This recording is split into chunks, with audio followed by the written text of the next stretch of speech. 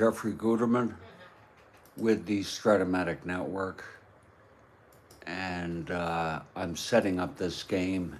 It's September 21 in our 1969 replay. And, oh, Lord, I tell you, if you only knew, maybe some of you do, what it feels like to wake up feeling rotten in your gut.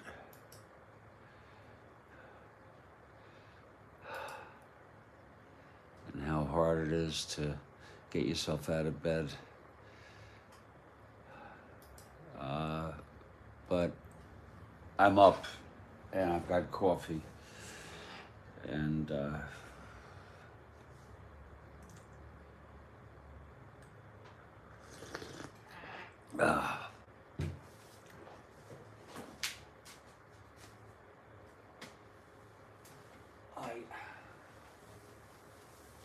I'm gonna actually do a setup here.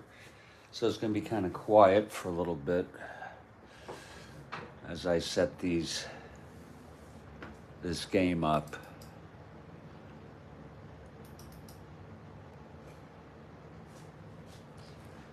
Some of you may get off on watching me set up a game, how I do it. And look, everyone's got their own kinks, right?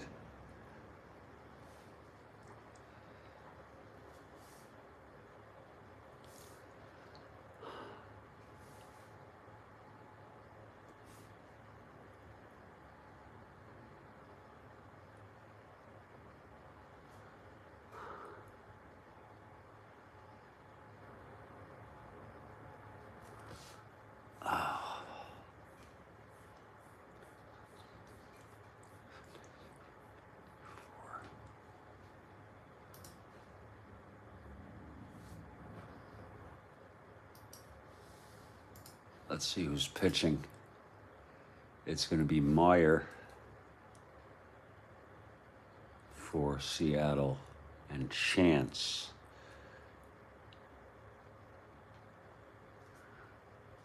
for Minnesota.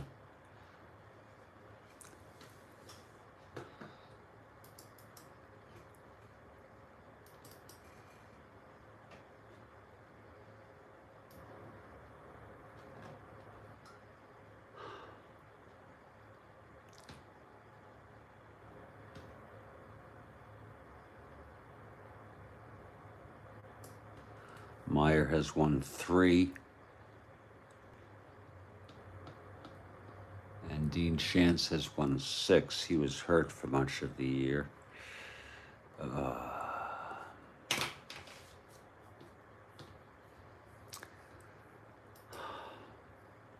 throw in our lineups now.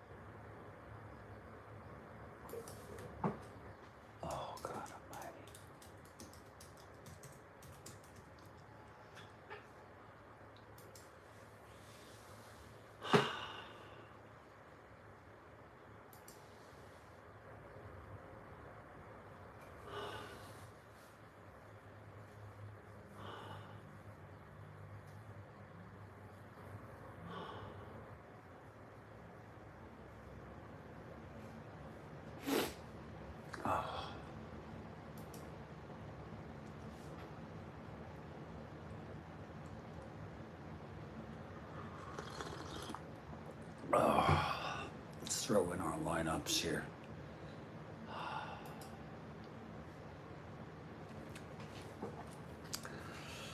Then we set them up.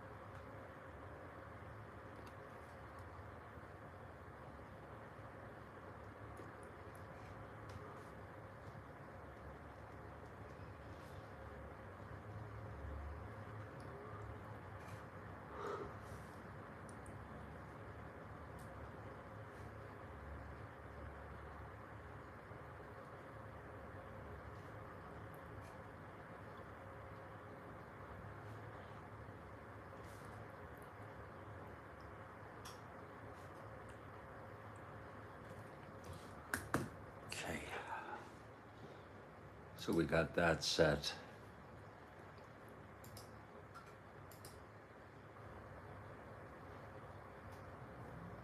Now we'll pull our teams out. This is a relatively meaningless ball game, as I think you could imagine. The Twins have already clinched the American League West. The only point of interest for some people might be that the Seattle Pilots are in 5th place with a 2 1/2 game lead over Kansas City, which would be a bit of a switch. Kansas City is really not doing as well. I think Kansas City came in 4th, Chicago 5th, and Seattle in last. But it's really not much of a... It's just a game. Let's pull out our teams.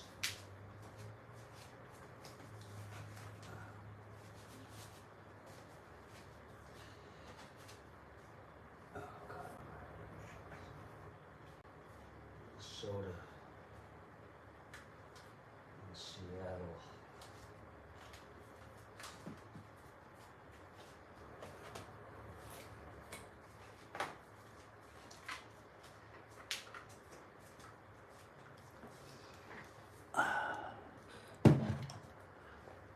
Pull out Seattle here.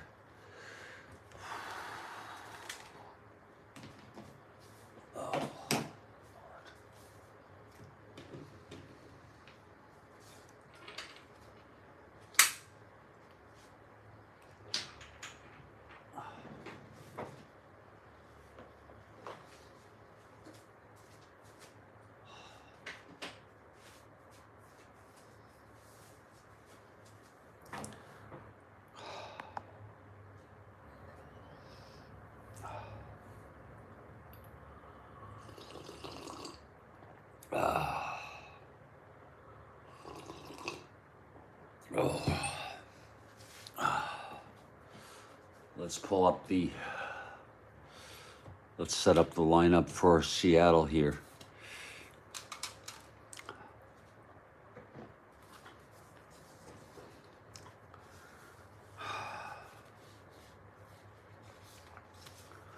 Harper.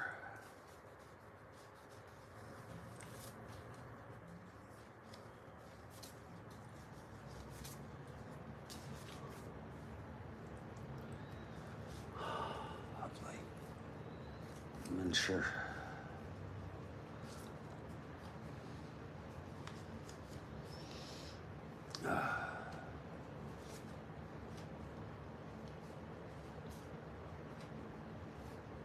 I'd be surprised how suddenly the game is all set to play. Here's Bob Meyer, the pitcher. Not bad. Only 33 innings pitched.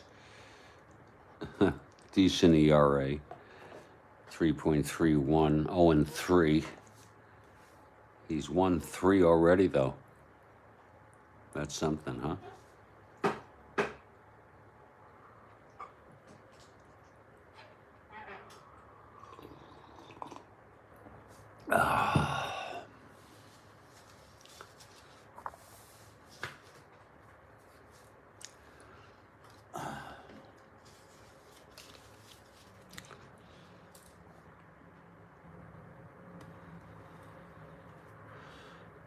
You may be wondering, why are you playing when you are so depressed and anxious? And the answer is because if I don't do something to keep myself occupied,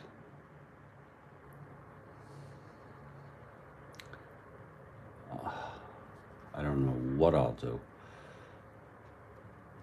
Just wallow.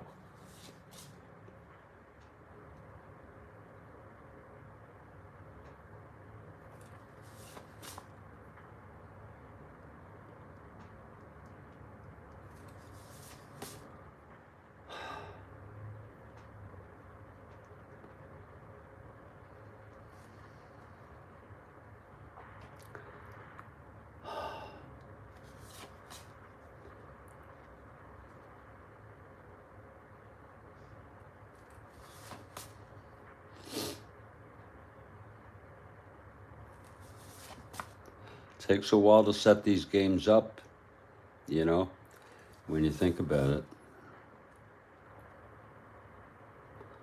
Look at that, he's an E76. That's like an average of an error every other game, every 2 games. And that's a really, really bad.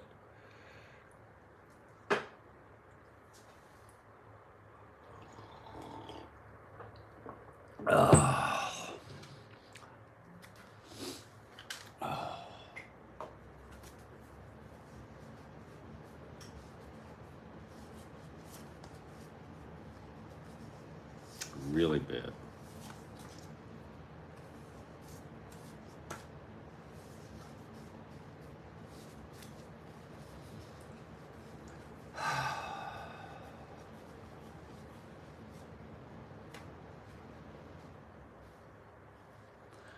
Jim Cott pitched in relief in this game, huh?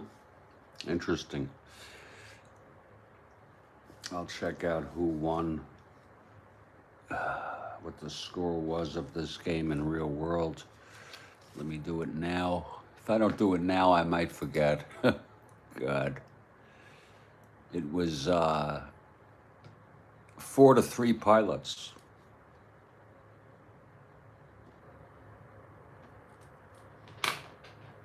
Okay. Allison. Hey, good morning, Demos.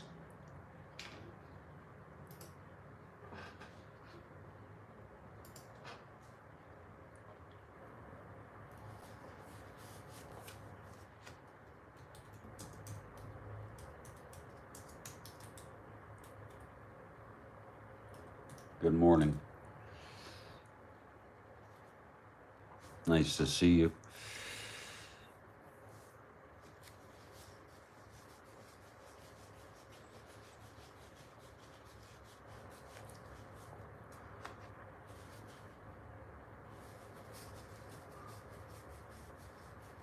I always like the name Mitterwald for a catcher.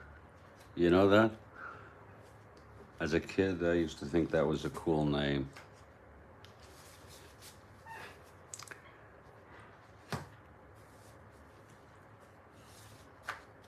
Chance of 1 card.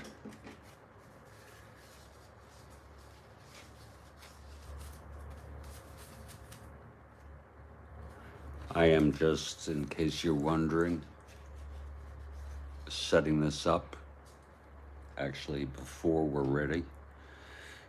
Nothing else to do, and some people get off on it. It's like Strat-O-Matic porn, if you know what I'm saying.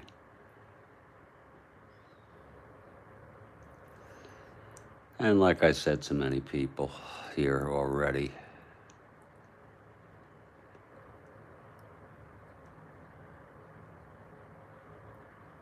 so depressed and anxious, but got to do something or else I'll just wallow and feel worse. So if this is it, if this is what the opportunity I have,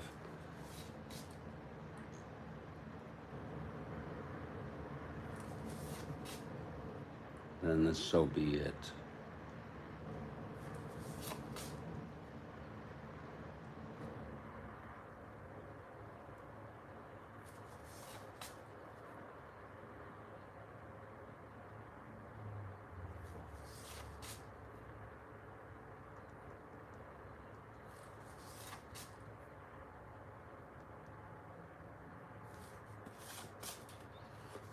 We have Meyer with a -3 hold, along with McNerney. +1 makes him a -2 hold quotient.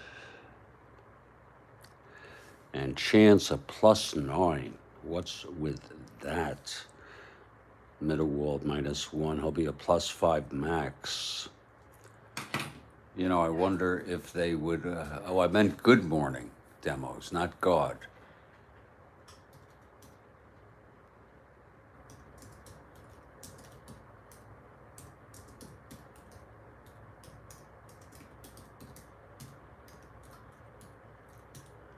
That was an error of omission. What is up with that? I mean, you see a chance with a +9, even like the best fielder, there will be no wallowing. This is a wallow-free zone. There you go.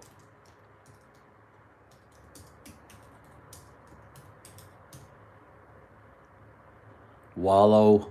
I mispronounced it already. Miswrote it. Thank you for the encouragement. No wallowing here. And there's your game. I mean, look at him. He's a +9 hold. That means that he's automatically +5 unless you have, I guess, if you have a -5 arm. I think bench was -4, maybe in his prime he was -5. Then he could become a +4. But boy, he must have some chance. Chance. He must have some sort of thing going on there. I'm going to go through the lineups.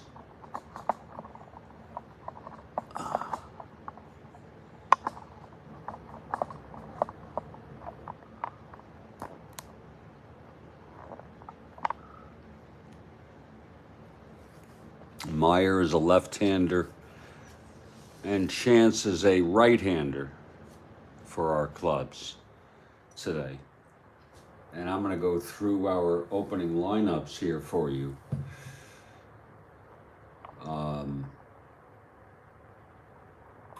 In just a moment.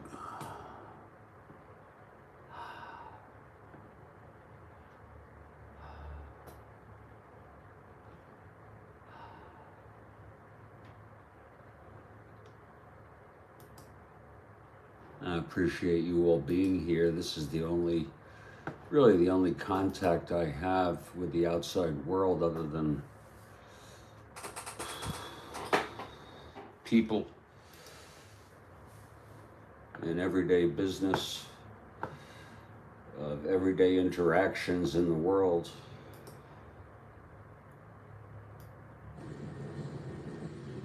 We are in Minnesota.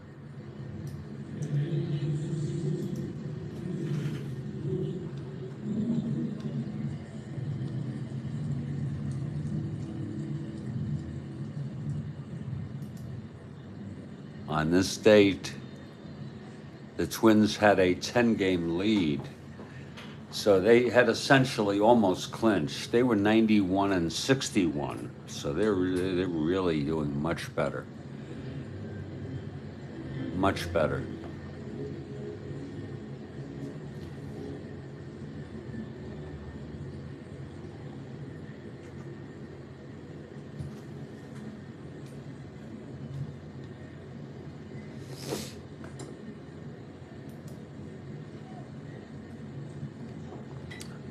The attendance is a whopping 15,443. This was a day game on a Sunday.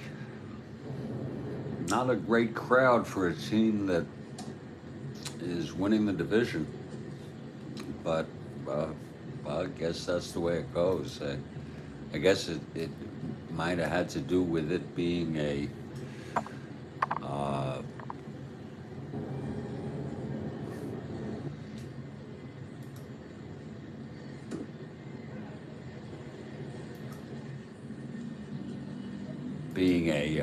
it's sort of at the end of the season, and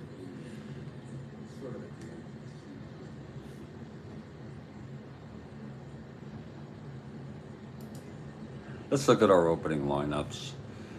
For the Seattle Pilots, leading off is Tommy Harper. He's at third base. Steve Whitaker bats second. He is in right. Danny Walton, the youngster, in left field. Steve Hovley in center, Don Mincher at first, McNerney the catcher, Donaldson at second, Kennedy at short, and Bob Moyer starting. He's won 3 on the season. He's got a -2 quotient. For the American League West champion Minnesota Twins, it's Cesar Tovar in center field leading off, Rod Carew at second, Harmon Killebrew at first, Tony Oliva in right, Bobby Allison in left, Rick Rennick at third, Mitterwald the catcher, Cardenas at short, and Dean Chance, the pitcher, who has won 6 on the year.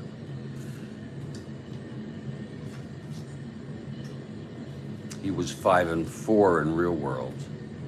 He's already won 6. Only had 15 starts.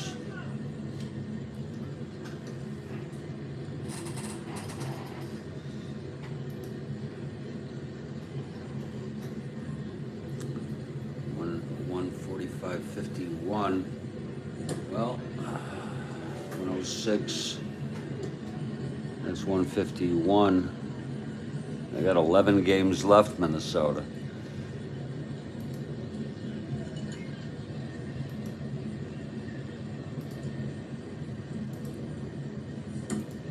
And now that we have the lineups all set up here, we're just going to wait for the Minnesota Twins to take the field. It's going to be a few minutes.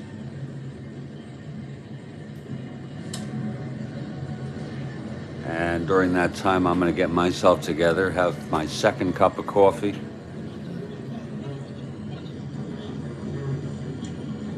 And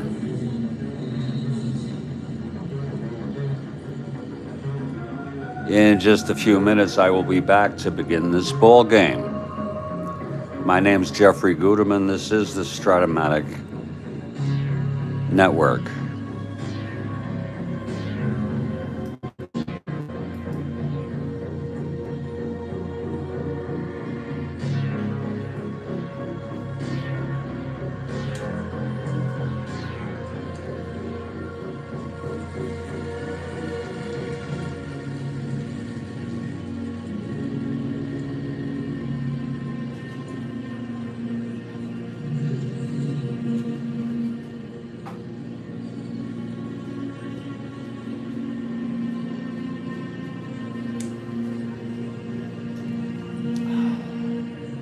And we have a question from Kathy Harden, which will be the top of the first. Can it wait till I get back?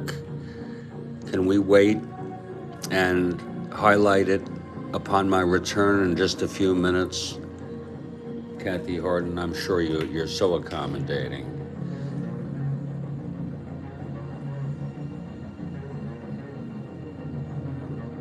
My God.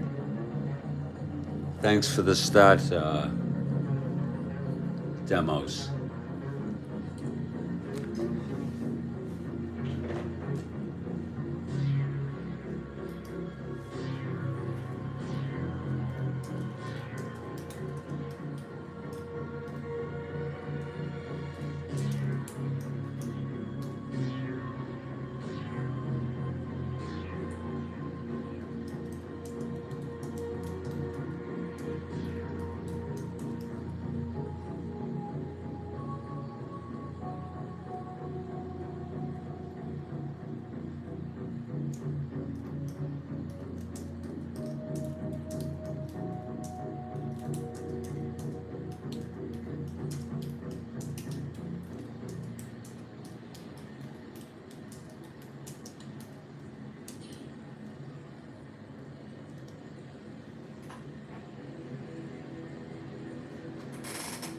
I'll be right back.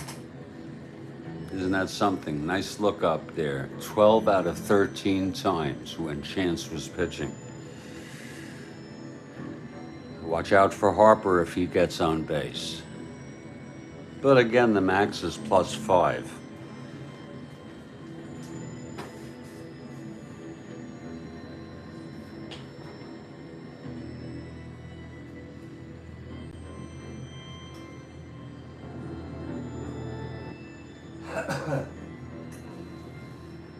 Thank you, Kathy. You're all so nice. You're all so kind to me.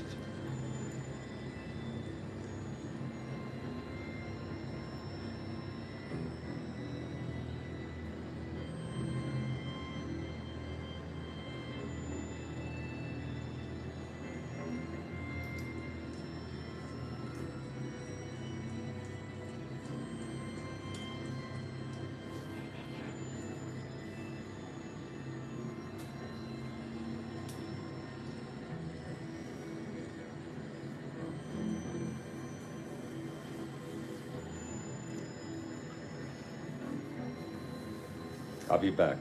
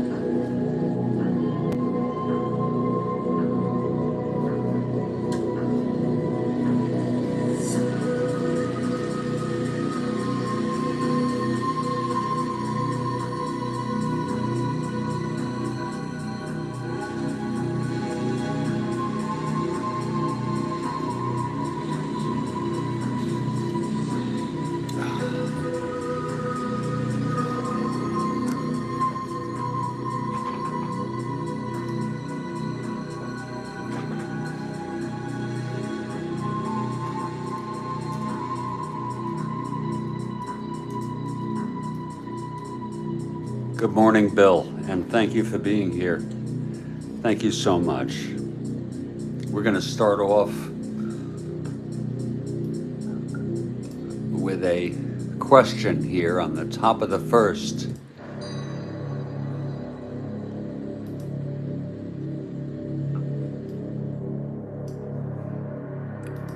From Kathy Harden.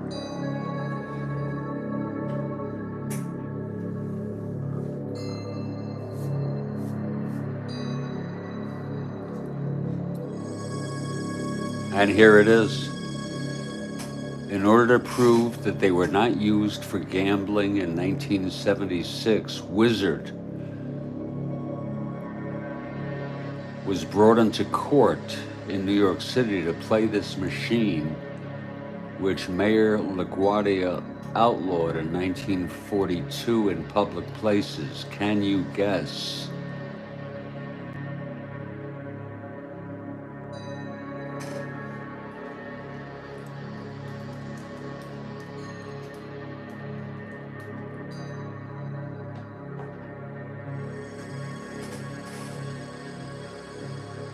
Ah. Oh, it's a great guess by Bill Ivamy. God, Bill. How do you know all this shit? Bill got it. And it's a super question.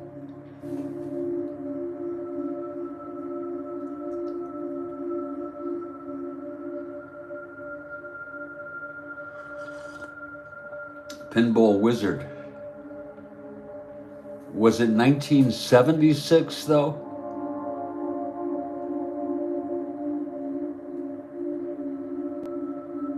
Oh, okay. So I guess it came up later. That was a super question. And one that warrants a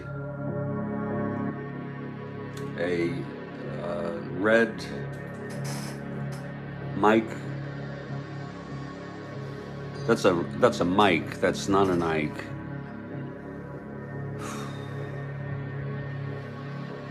And that's for both Kathy and Bill Ivamy. Thank you, Kathy.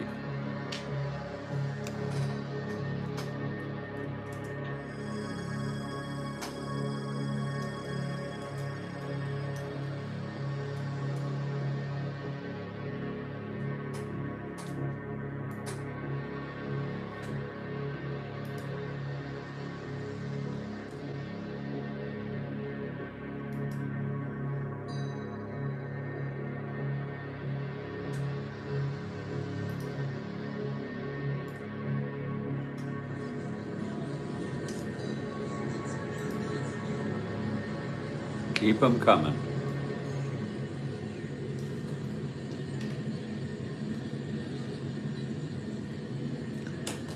And we are in Minnesota, and the Minnesota Twins take the field. There's Dean Chance on the mound, taking his warm-ups, catching him as Mitterwald, setting up the infield, Killebrew at first, Carew at second, Rennick at third, Cardenas at short.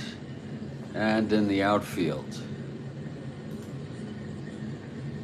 it's Allison in left, Tovar in center, and Tony Oliva in right field. And Kathy Harden is for the Twins. The Twins' goal is not to have anybody get hurt. I would say that's the goal. And to keep players playing and not overusing pitchers and keeping rotation and all that kind of stuff. They have actually performed quite a bit better than they did actually in real world. If you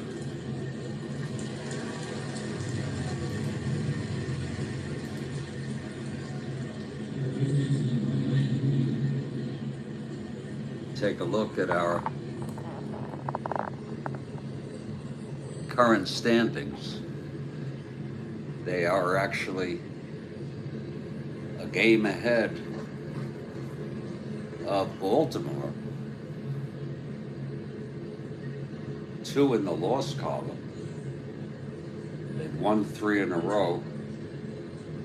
And it makes you wonder, are they just as good as Baltimore? And the playoff tickets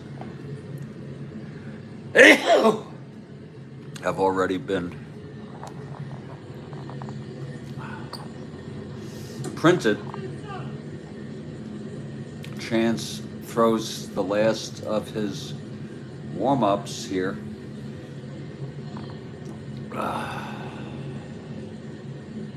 And leading it off for the Seattle Pilots is Tommy Harper. Harper steps into the batter's box.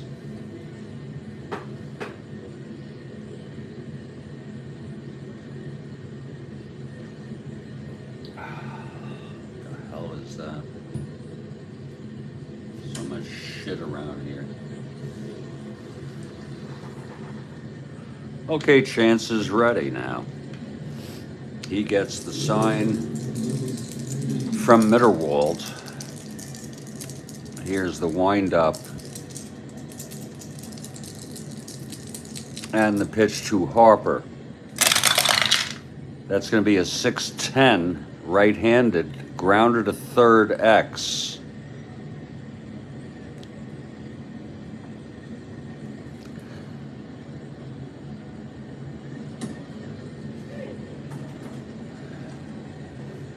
That'll be Rennick, a 444.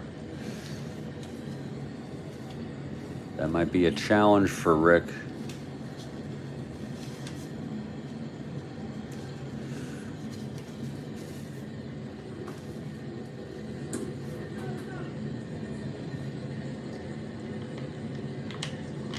And we've got a question top of the third. Beautiful. You keep them coming, Kathy, and we'll try to answer them. There's Rennick, a 444.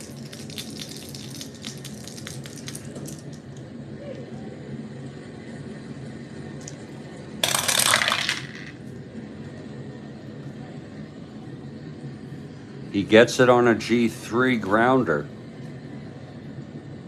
Now let's see if he can hold on to it. 6-10-11 on an E44. Look at that. No, he can't, as expected. That is an E1. It is a G3 E1.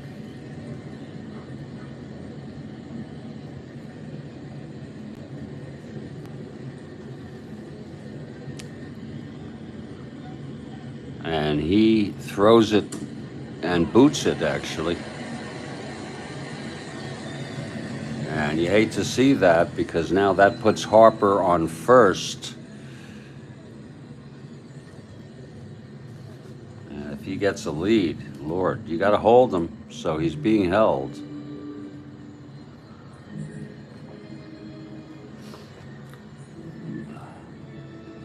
Two to 6, 11 and 12. He gets the lead. He's a 1-19. Look at this. 1-24. 1-22, 1-19.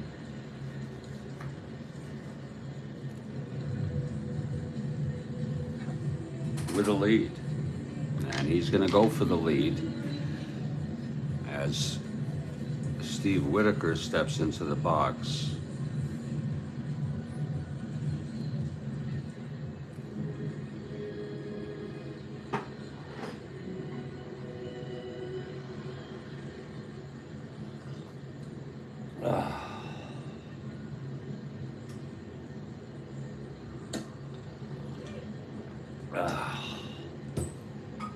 Okay, here's Chance now from the stretch.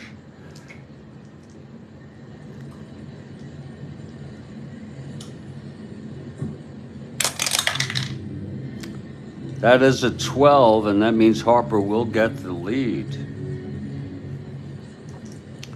So he's being held with a lead.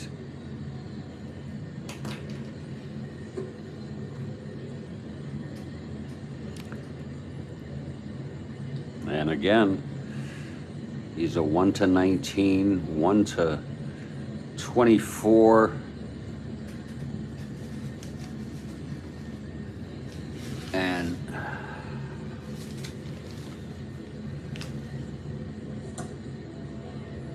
one to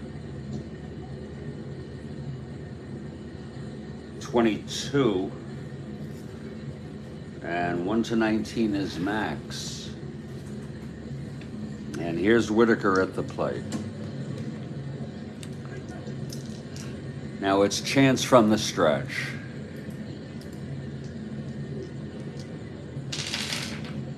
And the pitch to Whitaker. There goes Harper.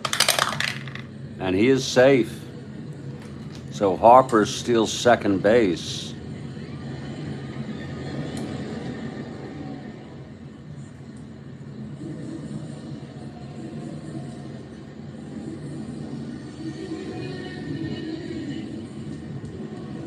With his stolen base here, now he's in scoring position. See what happened there? Demos, like we said, 12 out of, I think you said 12 out of 13. Stole on him.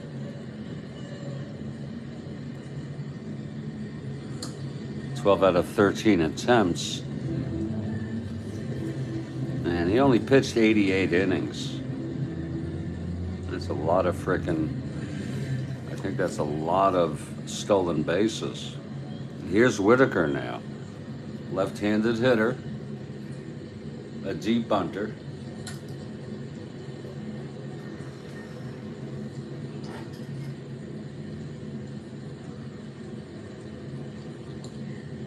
Oh.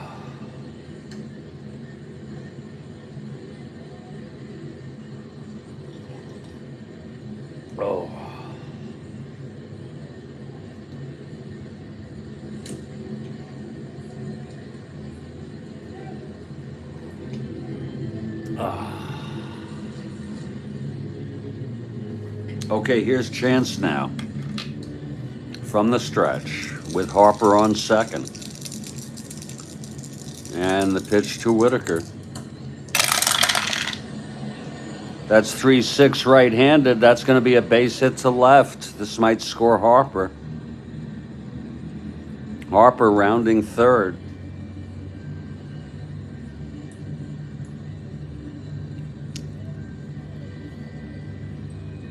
Allison a +1. That doesn't help. 1 to 17. 1 to 18. And actually, it's a +1 because he's not being held at second. Got to say so on a new base. They'll let him score. Holding Whitaker. And the Pilots are out to a 1-0 lead here. Very simple. Now Whitaker is on first. A 1 to 20. 1 to 25. If he gets the lead, he's a 1 to 20. 1 to 19. And also note that if he doesn't get the lead, he's a 1 to 6, 1 to 11, 1 to 6. So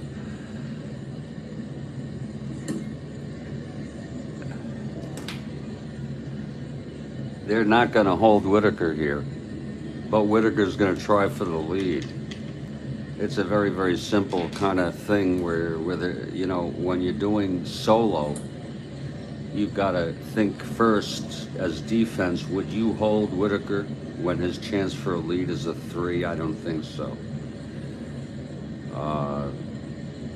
So we're not going to hold him. He's going to try for the lead, and he's not going to get it. Oh, he almost gets it.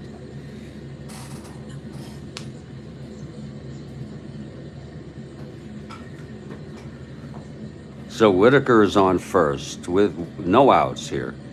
This is the problem. Dean Chance allowed Harper, got on the error by Rennick,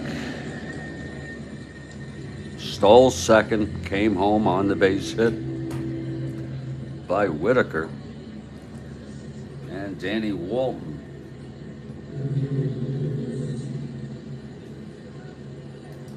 comes to the plate. Our next game, by the way, is the Philadelphia Phillies at the Montreal Expos. Now, some of you may say that is a snoozer, and it is, but it might be an interesting snoozer because they're battling for fifth place. And the Phillies have come around. They've won 3 in a row. Expos have lost 6 in a row. And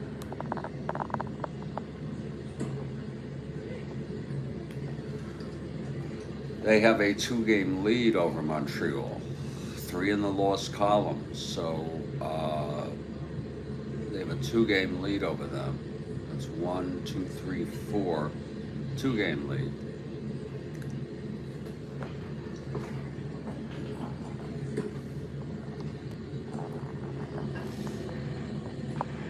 We're just underway here in Minnesota. By the way, if anybody's interested, pitching in that game will be Bill Champion for the Phillies and Jerry Robertson for the Expos.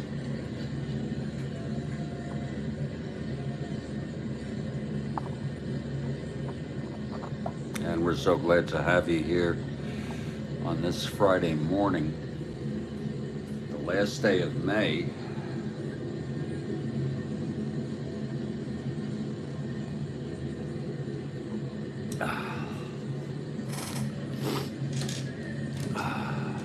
Here's Danny Walton now.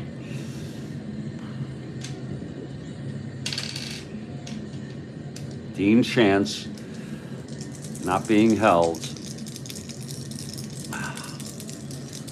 And the pitch to Walton. That's a 210 right-handed. Oh my. It's hit well into the gap. Oh my. It's dropping and rolling to the wall. Whitaker will score, and Walton slides into third with a triple. And he didn't even need to slide. But that's a good thing to do. Look at this. The Pilots out to a quick start here. A triple by Danny Walton. I bet you he had 1 all season. He had 2. So Danny Walton on a 210 right-handed. Home run 1 to 3. It was a 6, and it was a huge triple to bring home Whitaker.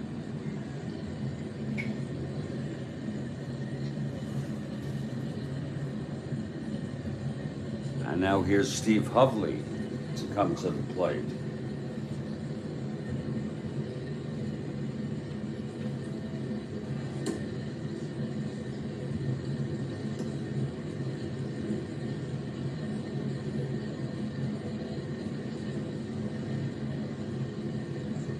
Hovley, a left-handed hitter. 2-0 Seattle here.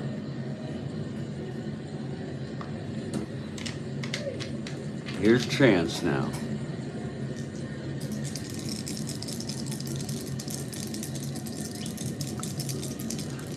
The pitch to Hovley. That's 2-9. He flies it to left. There's a chance there for Walton to tag.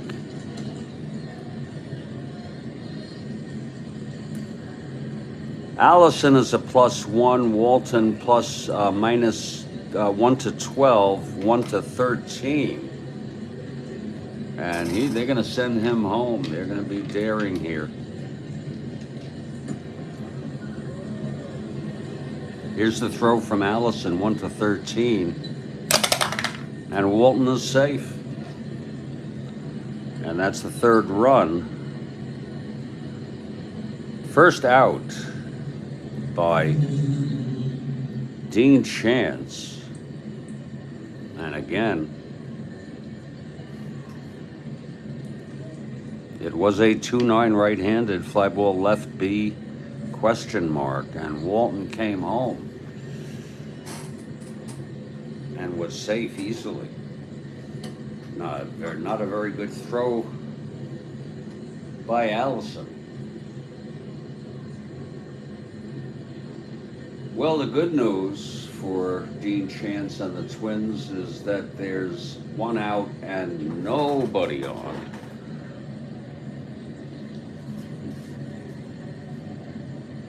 And Don Mincher is the batter.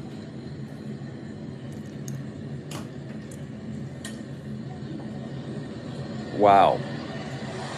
Great stat demos.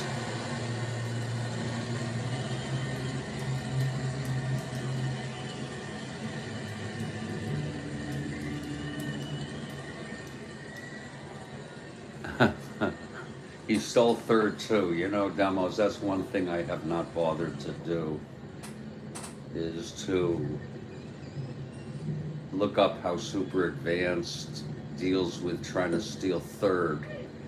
I guess I could look it up. I just have put that off because I rarely do it, if ever. I don't think I think I might have tried it once or twice in my life. I imagine it's just a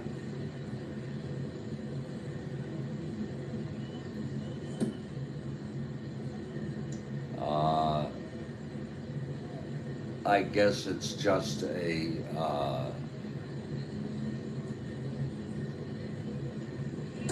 oh yeah, Justin, absolutely. Yeah.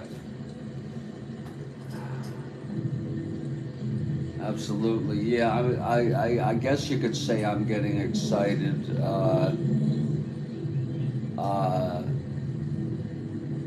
David, it's a ways off. It's about 115 games, which is roughly, if I'm able to play a game a day, it's about 4 months from now. And sure. So one out, nobody on. Here's Mincher now.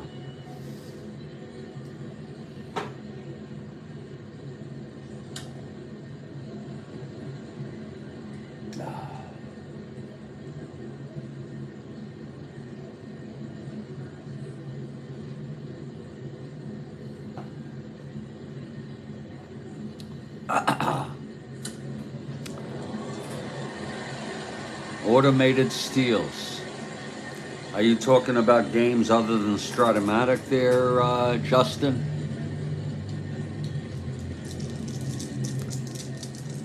Okay, here's Chance now, facing Mincher. He's already allowed 3 runs.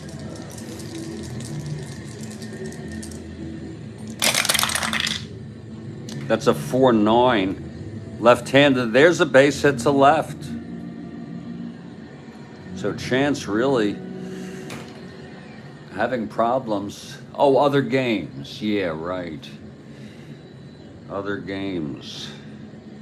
4-9 left-handed. Base hit to left, thrown in by Allison, and all of a sudden there's action in the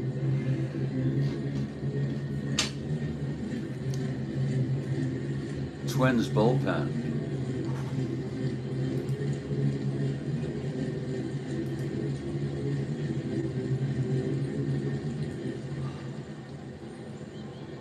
Cott ended up pitching 3 innings in relief.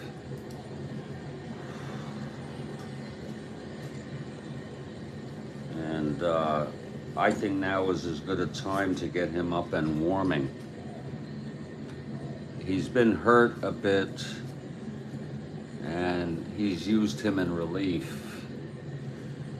So Cott is warming, the left-hander. Here's McNertney now, with Mincher on. Look at Mincher, a 1 to 15, 1 to 20, 1 to 18, but he's got an 8 and 9. He'll be held.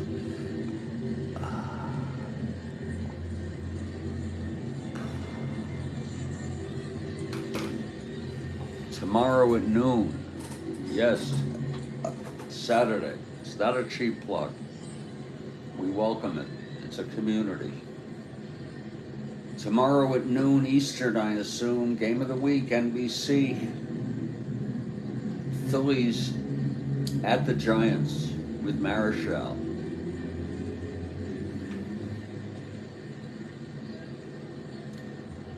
So Mincher on first with 1 out being held, and here's McNertney now.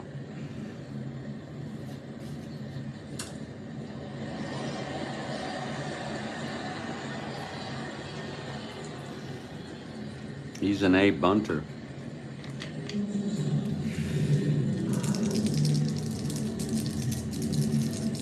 Here's Chance. And the pitch to McNertney. That's 410 right-handed, flies it to center X. That's for Tovar at 2-8. He should be able to get to that.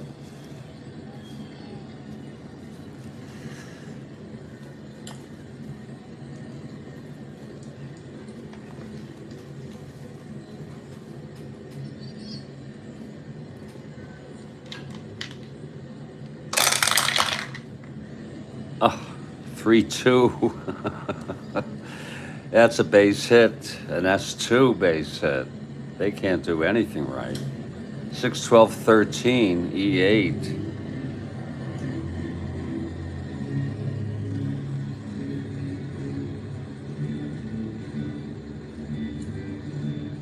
And you see the crease there. We're going to double check on that. We have a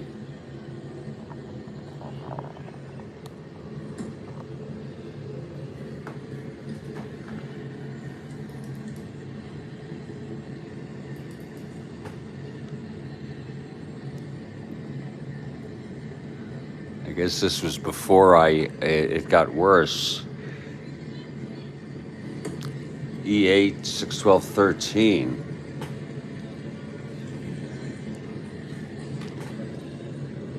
That's a 15. So he's going to get that.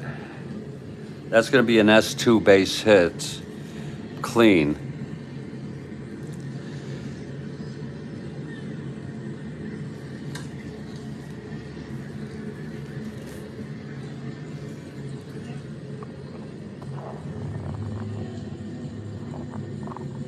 Sending Mincher to third. And there is still only 1 out. There is the pitching coach is coming out to talk to Dean Chance. Billy Martin hates pitchers. He hates all pitchers. So he has no interest in coming out. The pitching coach is coming out to talk to Chance here. Chance in trouble, 5 runs, and he's reached fatigue and is replaceable, knocked out in the first. Sometimes I even do that with 4 runs. It's discretion. So all of you try to be there tomorrow. I think I'm going to try to do that tomorrow at noon Eastern to watch Demo's games. They're always entertaining and educative too, watching him play Strat-O-Matic Super Advanced.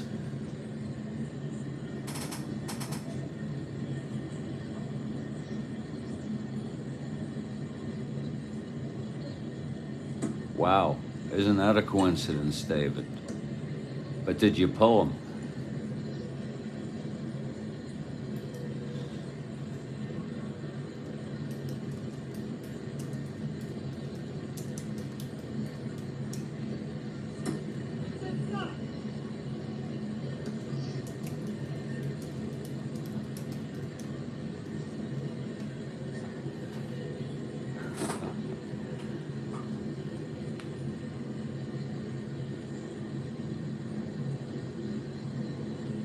And here is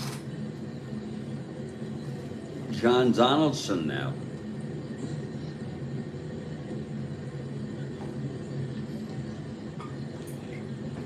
Three runs in here for the Pilots here in the top of the first.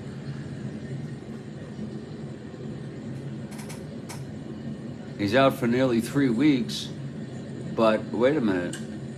Oh, do you follow the exact lineups like I do, David? So thereby, your injuries are really built in. But that's interesting that you were able to go beyond that.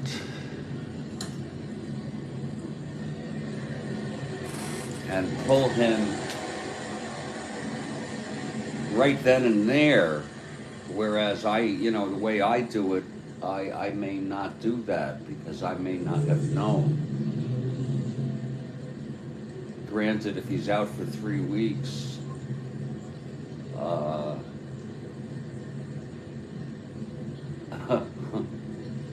that's funny stuff there, Justin. Trying to make me feel better by cutting jokes. Oh boy, we're still here in the first and third with one out. Okay, they're going to keep him in. Here's Donaldson now. The infield is back for the double play. Yes, you do, David. Okay. Here's Dean Chance.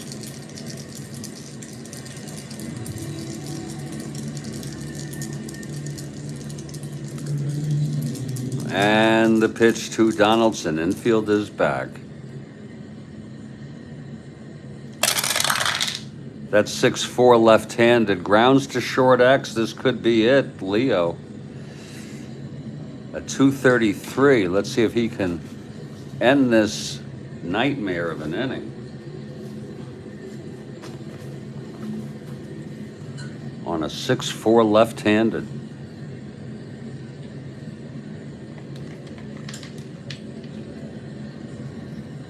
Again, Cardenas a 233.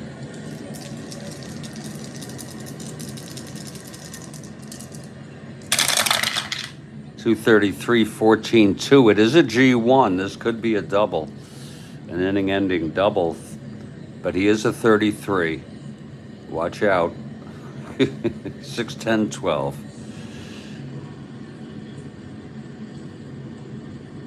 And it is going to be a G1, a clean G1, first and third double play. So finally a break there for the Twins to double up McNertney on the ground ball, Leo. Maybe it's not as bad as it looks for the Twins. 3 runs. We're going to call them all earned. On an error. It all started on the error. And that was an inning from a very, very, very rough inning for Minnesota.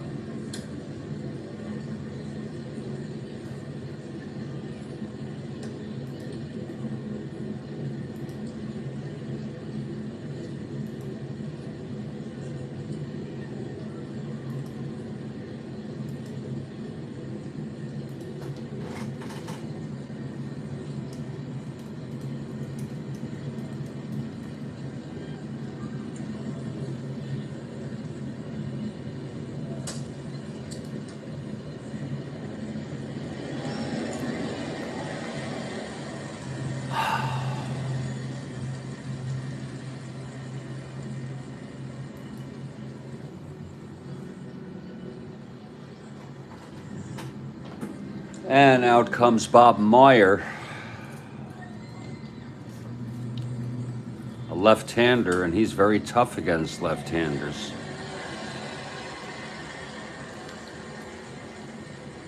Carew, Oliva are the only left-handers in the lineup. Meyer taking his warm-ups for Seattle. Catching him is McNerney. The infield, Mincher at first, Donaldson at second, Harper at third, Kennedy at short. I think Euler had another tough drinking night and is unable to play. I'm not making fun of substance misuse, it's just a medical issue. And in the outfield, it's Walton in left, Hovley in center, and Whitaker in right. Meyer opens up with a 3-0 lead here.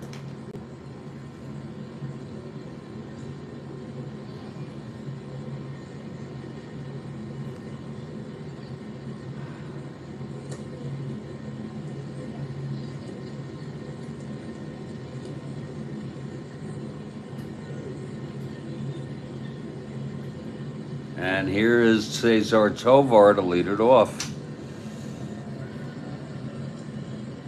So the Twins have their work cut out for them.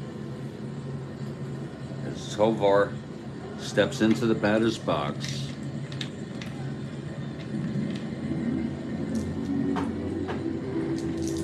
Remember, we have a question from Kathy, top of the third.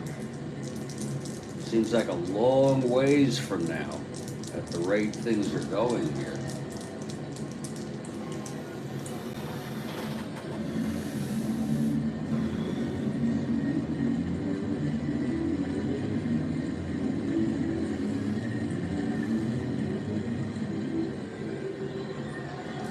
Okay.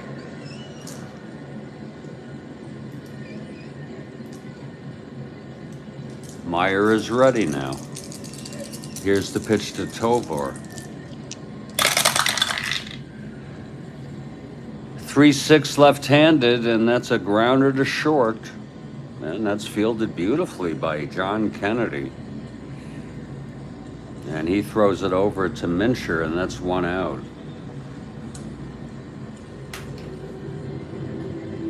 Some of you may have heard that, speaking of the other John Kennedy, that his father was thinking of buying him the Brooklyn Dodgers. This was pre-war.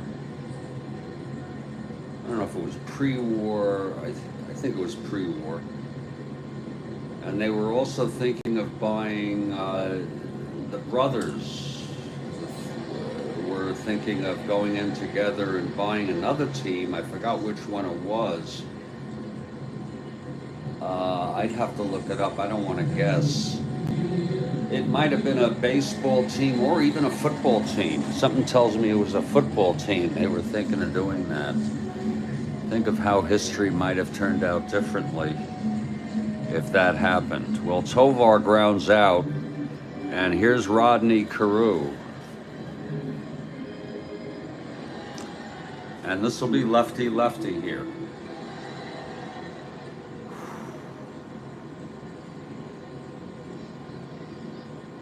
Rodney Carew.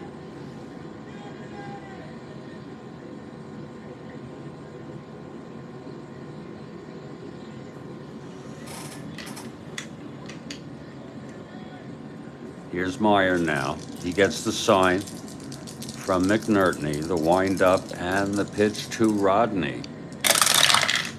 That's a 6-8 left-handed fly ball left.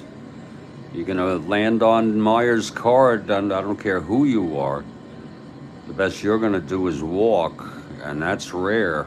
This is a fly ball to left field. Under it is the youngster Danny Walton, and he makes the catch, 2 outs. It was a 6-8. Rodney left-handed. 2 away here. And here comes the big man. I could call him the big man, but he wasn't that tall. People don't realize that. I don't know what he was, 5'11"? Maybe someone can help me out here. He was big-boned. He was just a great hitter, but he was hardly a tall man. he doesn't make the earth move when he steps out, because, you know, he's just not that big. He's not like a Boo Pal or of course, a big man Frank Howard.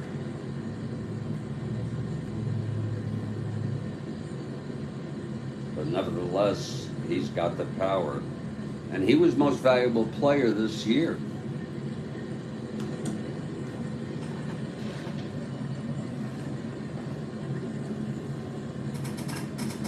He was most valuable player. Look at that, 140 runs batted in. He only struck out, I say only, 84 times. He walked 145, and he had an on-base percentage of .427. So here's Killebrew with 2 outs, nobody on. Meyer.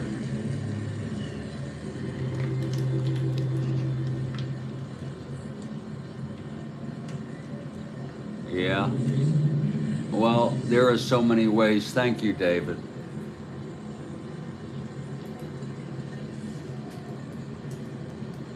I'm a lousy patient. I am a resistant patient.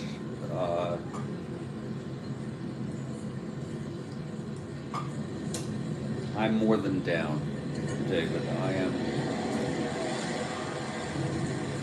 what we would call clinically, majorly depressed. I was in the field, and it happens to even, we're prone to it. And it's a combination of genetics and personality, and it's always something for me. Here's Killebrew now. Did I roll on Killebrew? I don't think so. I had that 6-8, I just got distracted. 6-8 left-handed was the fly ball to left. Yeah, no, that's a good one. No, yeah, no, you got that one, Demos. That, it might give me a temporary, you know, chuckle. Yeah, that 6-8 was the fly ball to left for Carew. Here's Harmon now. Yeah.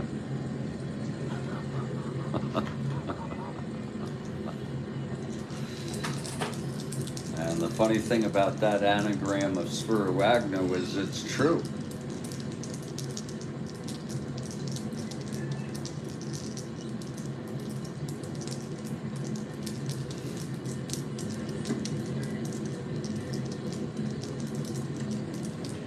Okay, here's Meyer now, trying to do a 1-2-3. And the pitch to Killebrew. That's 310 against the left-hander. Oh my, home run 1. And he flies it to left deep at the warning track. Danny Walton makes the catch. It's a 1-2-3 inning. A 310 against the left-hander. You could see he may not be as effective against left-handers. Yeah, no, he's not. Home run 1, fly ball left, that's going to be the side. Sometimes that's because they're just less used to it. Even if you're a right-hander, you're just less used to it. It's 1-2-3 for Bob Meyer. And we've gone 1.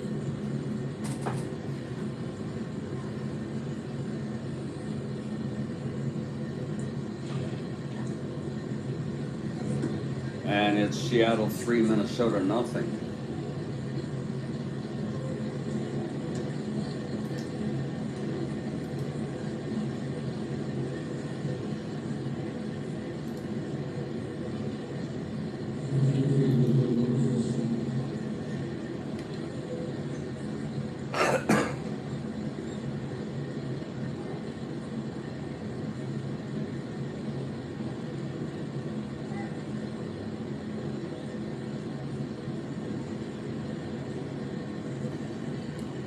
out comes Chance, and we'll see if there is a chance to stay in this ball game after he allowed 3 runs in the first.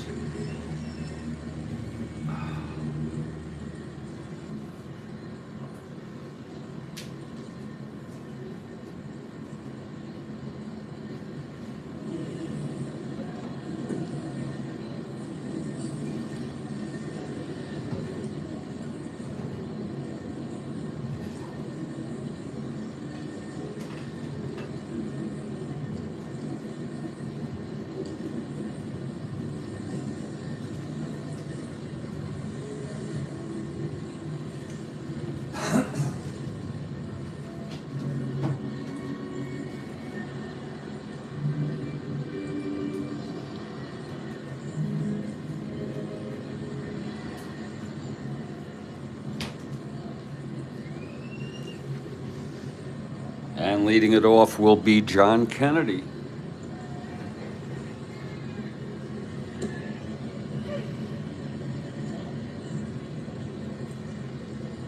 I believe Kennedy was acquired from the Dodgers in the draft, the 68 draft for expansion. I could be wrong.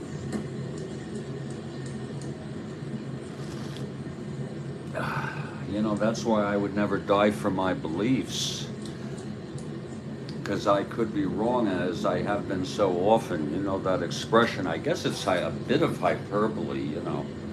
I may not agree with what you say, but I will defend with my life your right to say it.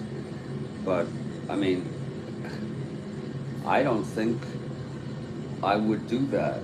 I don't think I would defend someone's right to say what they want to say with my life. Let them say it. If someone's going to try to stop them and kill them because they're saying it, I'm not getting involved. I want to say stay out of that. But here's Chance now. Let's see if Chance can refresh here. Kennedy at the plate. Chance, the windup, and the pitch to Kennedy now. That is a 6-8 right-handed. He grounds it to first, and Killebrew has it, and Chance will cover the bag. So that's refreshing for Dean Chance to retire the leadoff hitter.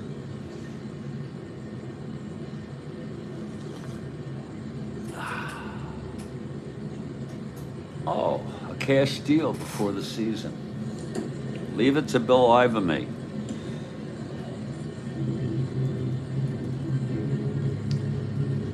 But I do believe that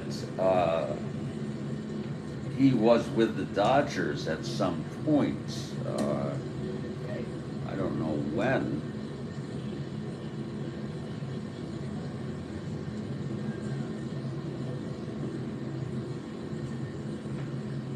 So Kennedy is retired, and here's Bob Meyer now, the pitcher. He's a 1WR. This is what you call a slow ball version of Strat-O-Matic. You looked it up. Well, you know, you've learned how to learn. You know, people sometimes they'll ask a question. I used to, he was with the 65 Dodgers, yeah. I was gonna say, you know, sometimes like on Twitter, X, formerly Twitter, I would post a picture, a historical Twitter, and someone would say, "Who is this?" And I don't have the strength anymore to be annoyed by that. Kathy hypnotized me, or what I should say is she gave me a hypnotic suggestion: don't feed the trolls. But, you know, in this day and age, to say, who is this?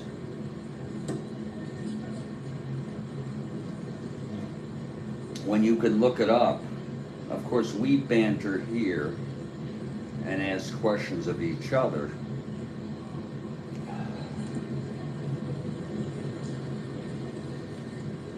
So I could be hypocritical.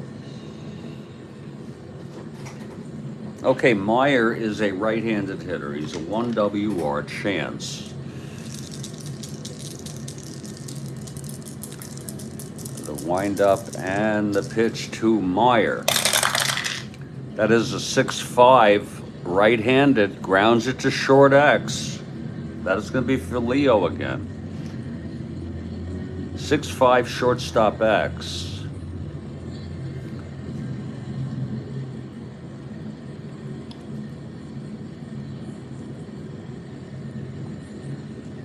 On the right-hander.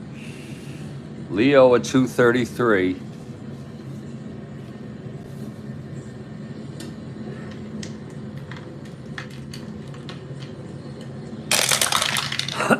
uh, 17, 17-2G1. E33. That's a pretty chunky number there. Uh-oh, that's high. 12-16. Oh my.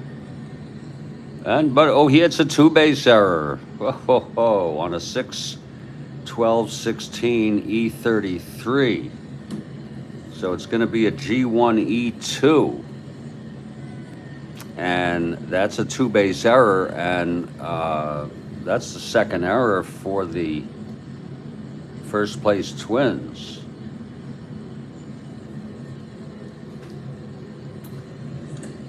Did he have a... Oh, for a pitcher, Bill. That's humorous. That's... Oh, you're trying to make me feel better, huh? There's the second error for the Twins there. It was a grounder to Leo. He shouldn't have thrown it. He really had no chance. It looked like it might be. I don't know how you would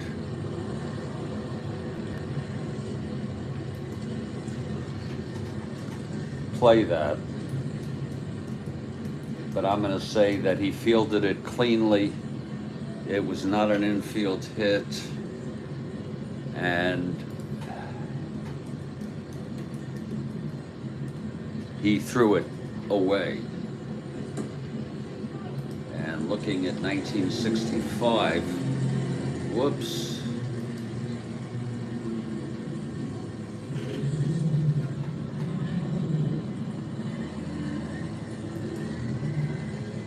Threw into the box seats. He hit 171 in 105 at-bats on the Dodgers. He also played on the, playing on the 67 Yankees. That was one of the worst, after the 64 dynasty, after the dynasty ended in 64, 65, 66, then 67, I think, was just the pits. I'm not sure which was their worst year in the 60s. But they started to I think they got a little better in 68, and then 69 was an improved team. And then, of course, in 70, they won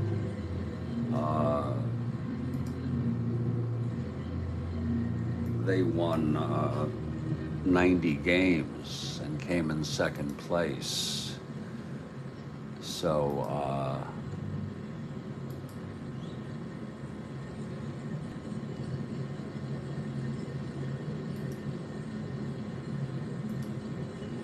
we see that a John Kennedy, who, to me, I gotta tell you folks,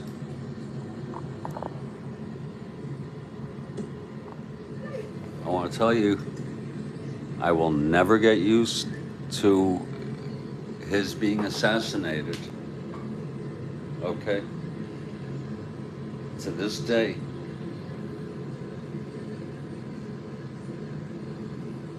to this day, to me, it is, you could argue what the most momentous historical events. And after this inning, by the way, we have a question from Kathy. You could talk about the most momentous historical events in history, in our lifetimes, American history. I mean, if I answer the question independent of my own opinion, I suppose that the turning point was the U.S. Civil War. Of course, if there was no revolution in the 18th century, there wouldn't have been a country. But the Civil War was just, I watch a lot of Civil War documentaries, and just the idea that he was assassinated. I mean, I don't even want to get started with it right now. So let's get back to our ball game here. As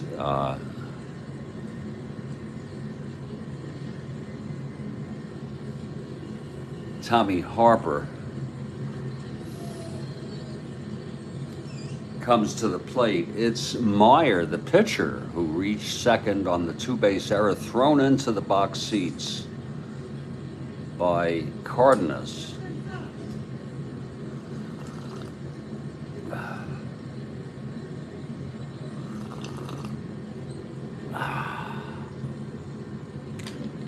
Okay, chance from the stretch. Another error. Let's see if he can get out of this. Here's the pitch to Harper now, who reached on an error. 112 right-handed. He struck him out. That was a big strikeout as far as I'm concerned. I don't know about you. And that's the first strikeout by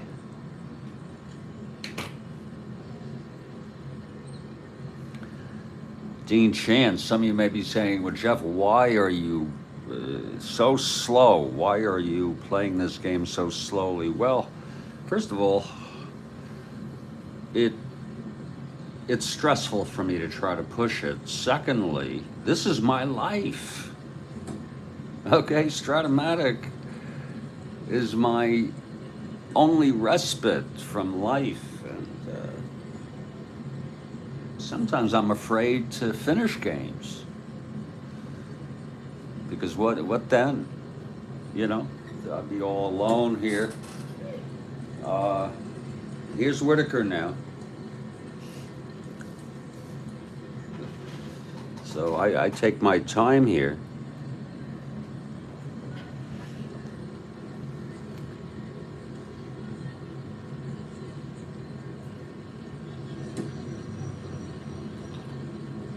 And I don't want to tell you how to experience my games, but I have some suggestions as ambiance. Savor it, baby, savor. Yeah, savor. Savor indeed.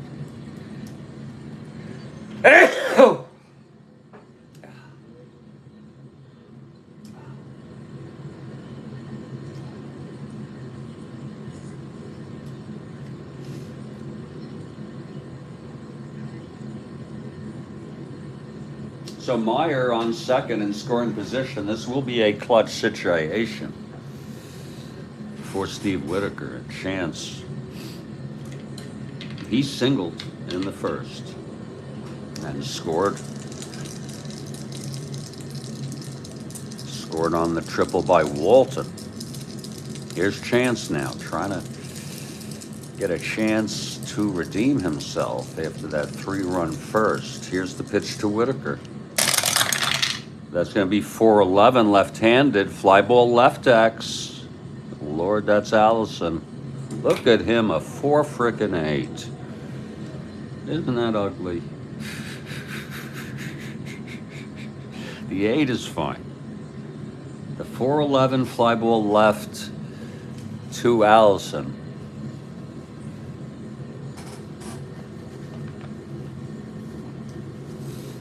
And Allison, again, part of that 65 championship team, was hurt much of this year.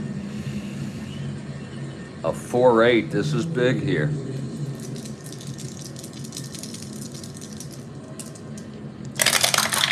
Four eight, oh, 4-4 double. Oh, Lord, whatever will be, will be. It's a D2. And look at that, 6-12-18. Jesus.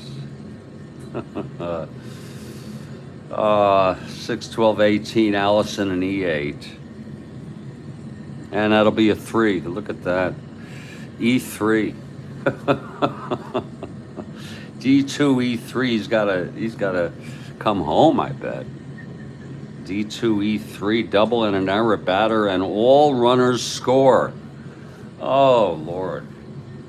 A double and an error by Allison.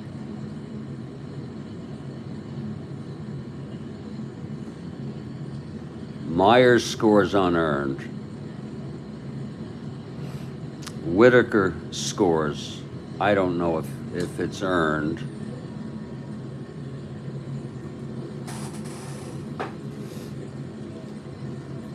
That's a that's a bad. Even the batter scored on a double E3. God almighty, I've never seen that before. 6-12-18. It was a D2. Double and an error. The batter and all runners score, because that is a 3-base error, hypothetically. And with 2 outs, they're going to let him pitch to Walton. That's unearned. I'm not sure that is earned. I'm really not sure. I'm not an expert on that, and nor do I worry too much about that. But believe it or not, Billy Martin hates pitchers, and he's going to let Chance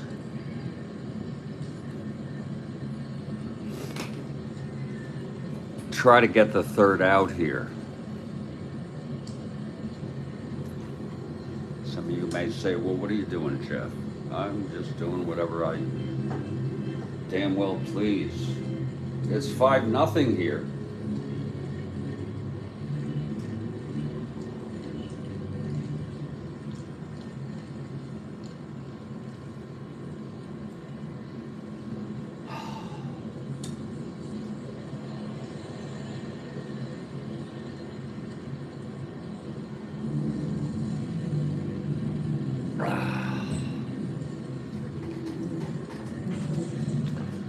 And here's Danny Walton, the youngster, who tripled and scored in the 1st. Okay, Chance. And the pitch to Walton. 3-6, and he struck him out. And that will retire the side.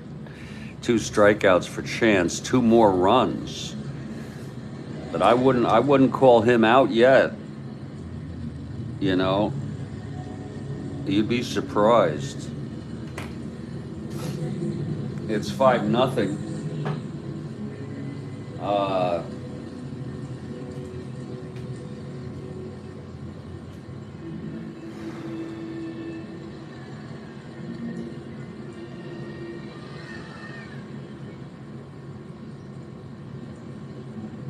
That's the 3rd error, by the way, from Minnesota.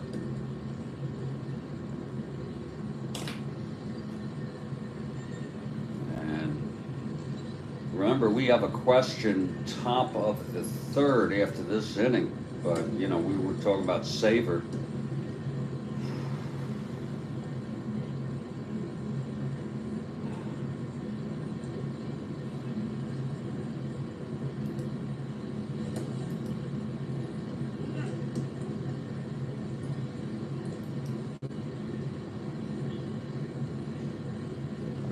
We've been going so slow here. I'm gonna be taking a break for about 2 or 3 minutes just to get some fresh air.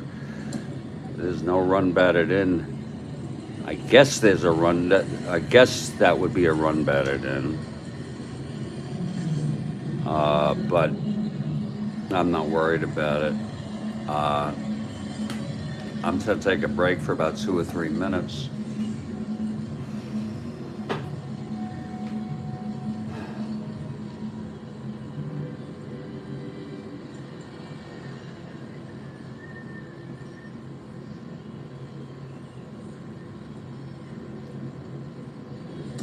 That's really weird. The Whitaker, it's almost like an inside the park, not home run, but an inside the park four bagger on that play with the two base error, three base error.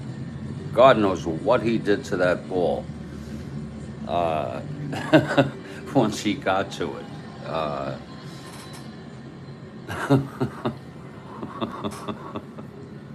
He must have thrown it, and God knows what happened to it. It's 5-0. And I'm going to take a little break. Remember, we have a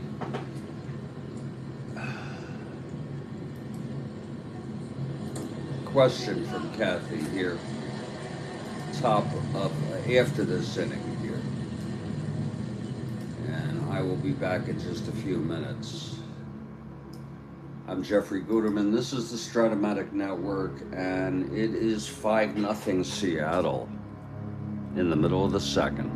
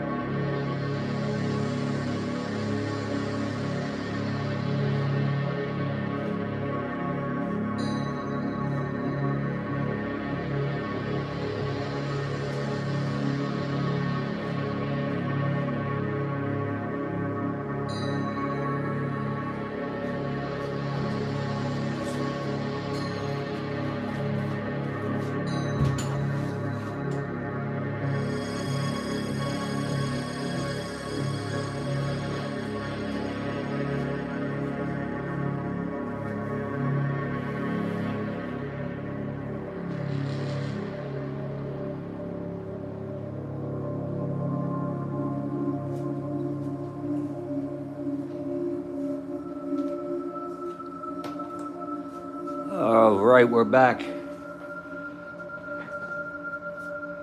Oh. And look who it is. It's Bob Meyer, who retired the side in order in the second.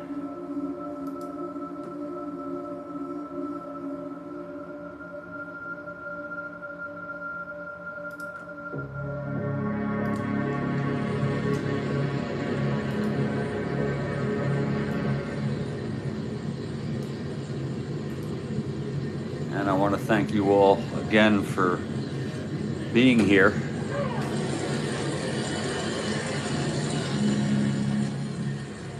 He'll face Oliva, Allison, and Rennick here in the bottom of the second. And remember, we have a question top of the third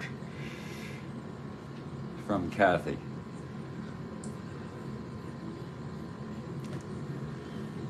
Here's Oliva now.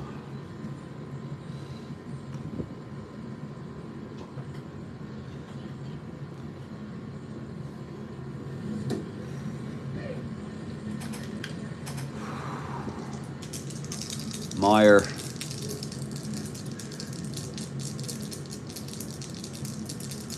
is ready. Here's the pitch to Oliva. Again, you get on Meyer's card, you're in trouble, but that's a 2-9 grounded back to Meyer.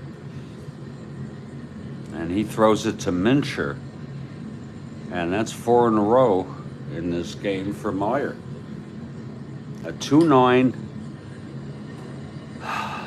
left-handed. And here's Bobby Allison.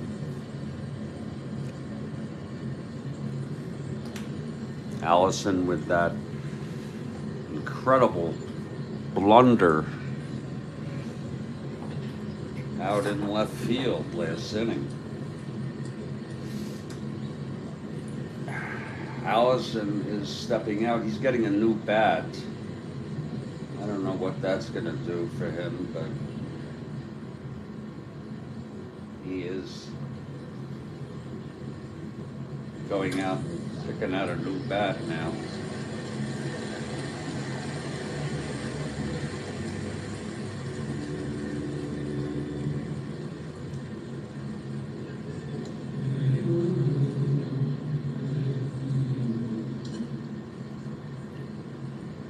Okay, here's Allison. Now he has power against left-handers.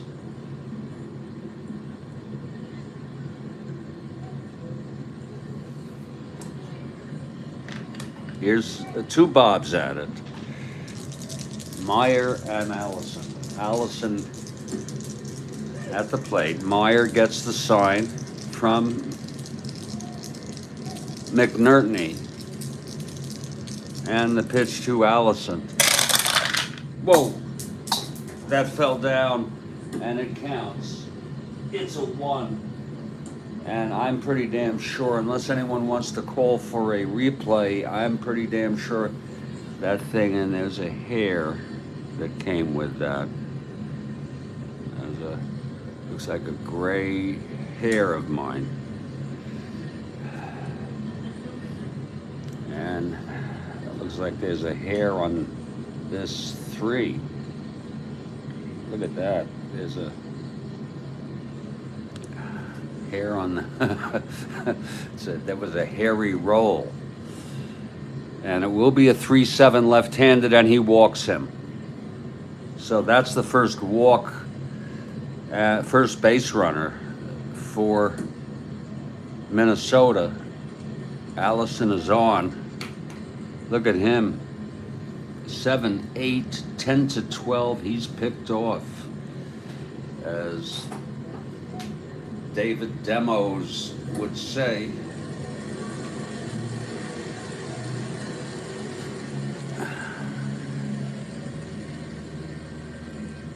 Went to 13, not being held. With that knowledge. It's not easy doing solitaire, super advanced stealing, but sometimes you gotta just, Sometimes I roll on a close one, but this one is not very close. There's a lot of reasons why Allison. Wait a minute, Allison, if not held, gets the lead. Whoa. And he'd be a 1-13.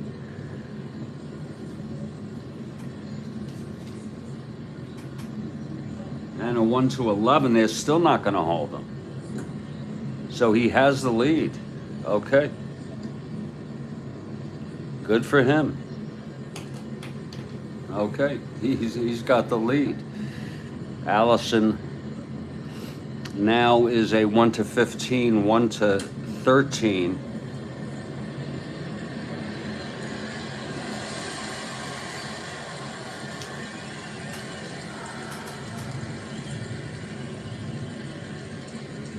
That's a borderline. 1-13. That is a borderline. So now we're going to roll. Sometimes you have to roll to see if 1, 2, and 3 he is being held. No, he's not being held.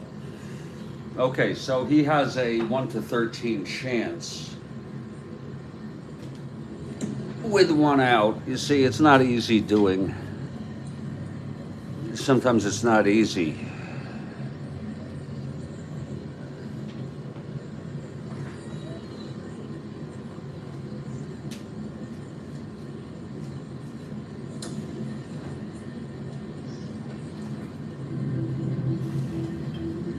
Doing a solo. I should say solitaire. It's live solitaire. The good news is that sometimes I call out for help from you, the viewer. You can become a participant observer and make suggestions to me. Allison has the lead not being held. You can make suggestions. A participant observer, which is a term which I learned from the field of anthropology, which refers to the idea that by observing a phenomenon or phenomena, you influence it.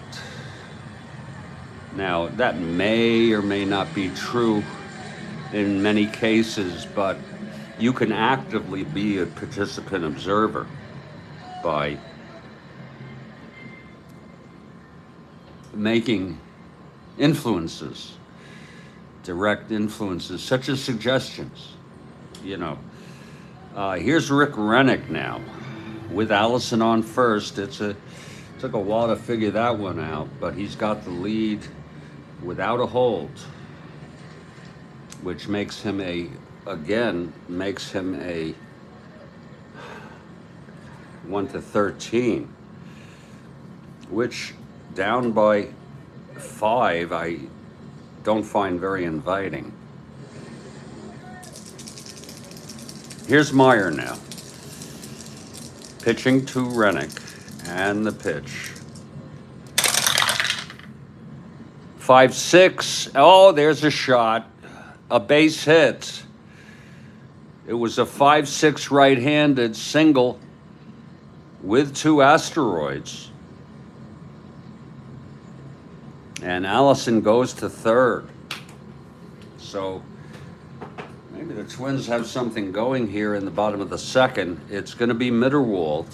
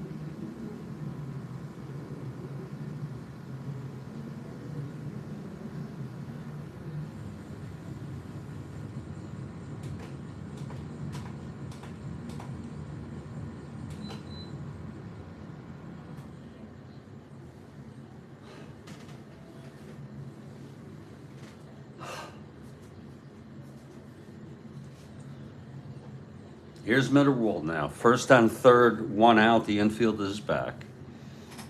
Meyer trying to get out of this. Here's Meyer. And the pitch. 6-2 right-handed. Oh my. That's hit deep. It's a ballpark blast. On a 6-2 right-handed, he's got the power. Let's check out Minnesota. I think that's a pretty spacious place. It is. He's a right-handed hitter, but that ball is gone.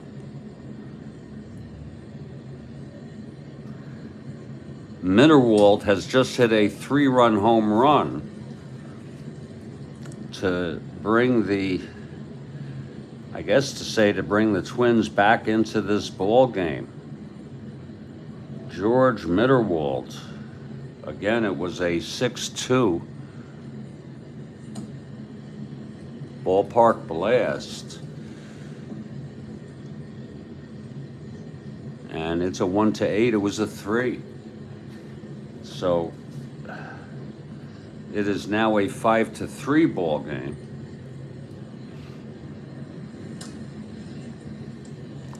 Mitterwald had 5 home runs and 187 at bats.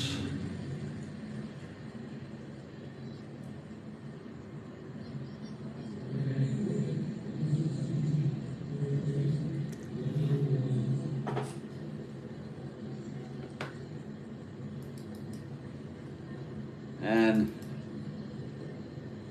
for Mitterwald,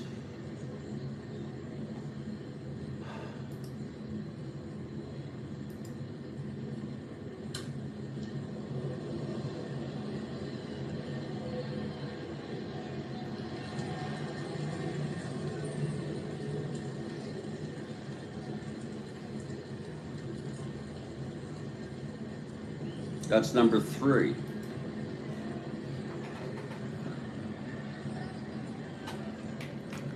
Guess that's sort of realistic. So Meyer allowing the 3-run home run. Now it's 1 out, nobody on.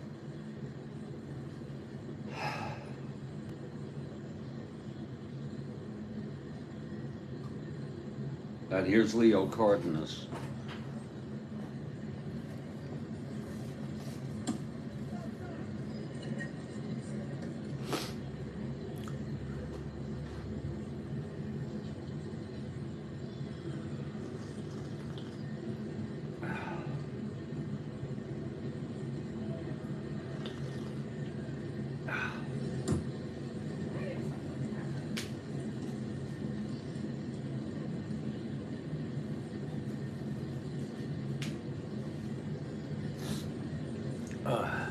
Okay, Meyer now.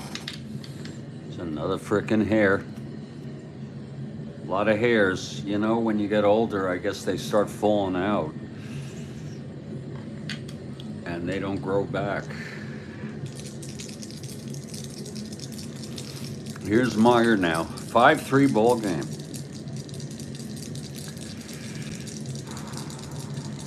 Here's the pitch to Cardenas. That's going to be a 6-6 right-handed. There's a base hit to left. Whoa. So Leo singles. And there's going to be a hitter here for Dean Chance. We've given him a chance. Really. There'll be a hitter here. The Chance pitched 2 innings.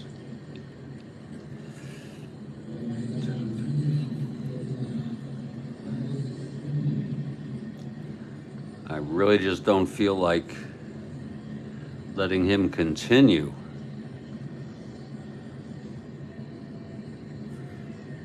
He allowed 4 earned, 1 unearned, and it will be caught. As if he is a starting pitcher in a way.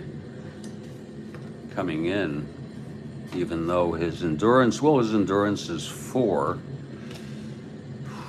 So Cott would be the new pitcher.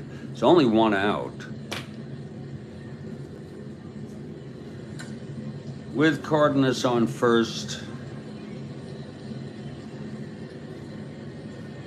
not being held, 1-11. That's a pretty much of a no-brainer. 1-11, even not being held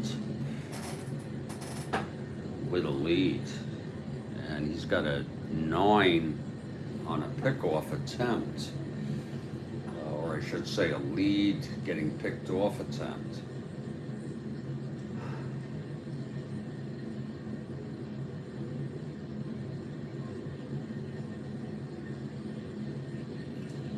And let's see who's going to hit here. They're going to try to. They're bringing Cott in anyway because of the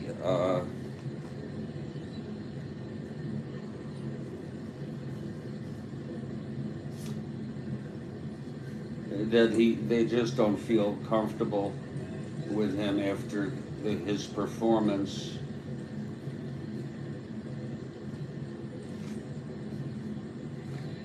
My God.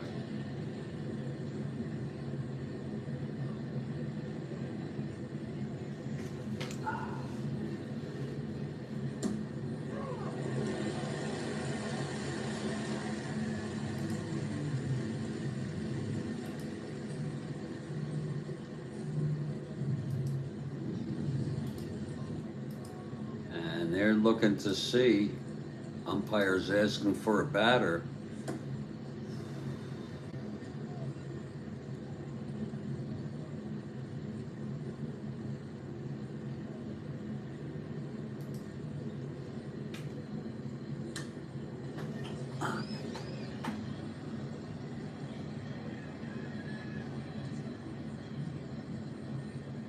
I have no call-ups.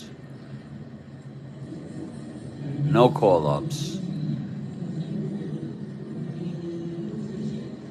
I got my share of people, but for Minnesota, I just don't have any call-ups, but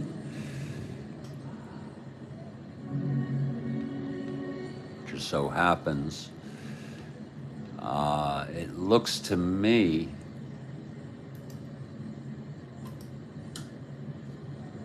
they had a Frank Castro pinch hit. They had Eulander pinch hit and Reese pinch hit. Now Reese is going to pinch hit even though he's a left-hander. Okay? Even though he's a left-hander, he looks mighty fine against left-handers. Of course, if you land on Meyer's card, you're in trouble. So it's really a 50-50 chance here.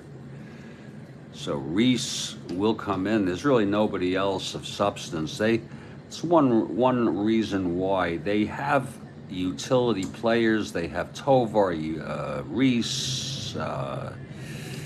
When I say utility, people who can play, come in and out. And Tovar, Eulander, Reese.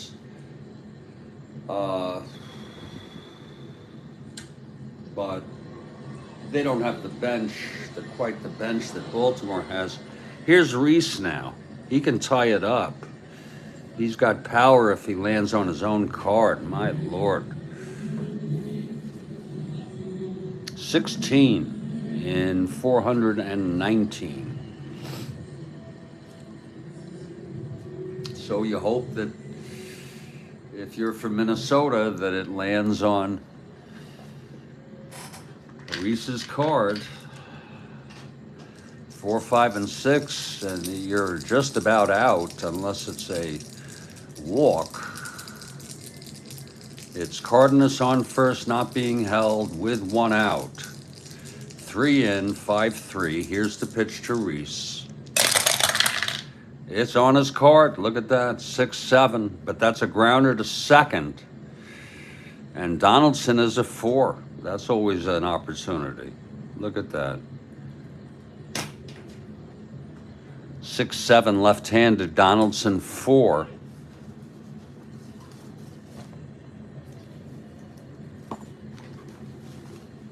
See if pilots can get their share of errors here.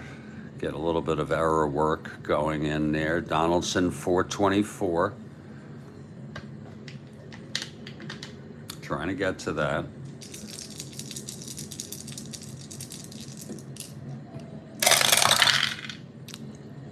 That's a 10-4, and that's going to be a G3 pound. Infield is not in, and no one being held. So that will be a G3. Again, like I said, Leo was not being held.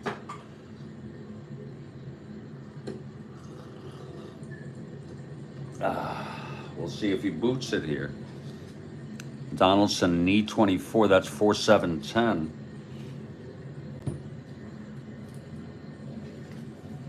And no, he does not. So it's going to be a G3 with a runner on first. It's not going to be a double play. He will advance. So Donaldson throws it to first for the second out. And Tovar comes up in a clutch situation here. And Jim Cott will be the new pitcher. He pitched in relief in this game in real world. 3 innings.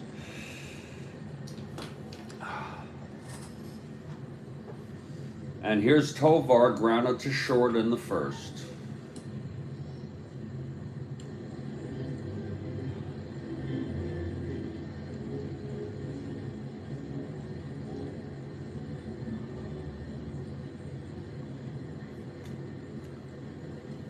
Okay, Meyer looks in here.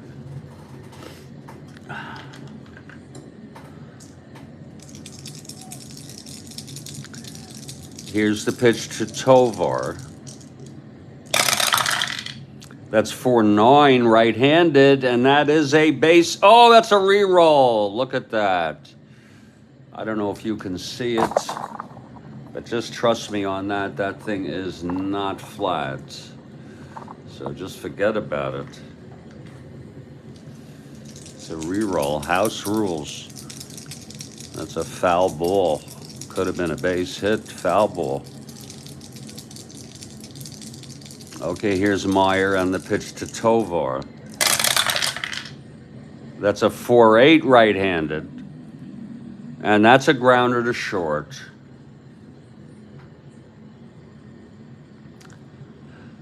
Kennedy has it, and he throws it over to first. That's the second time Tovar has grounded out to Kennedy at short. The side is retired. It was a 4-8 right-handed.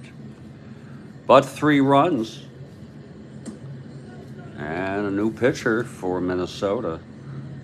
And I'd say Minnesota's back in this ball game. It's a 5-3 game. Jim Cott will come out to take his warm-ups, and while he's doing so, Kathy Harden been so patient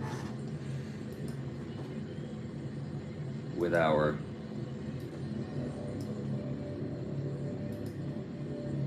game, and let's see if she's got that question.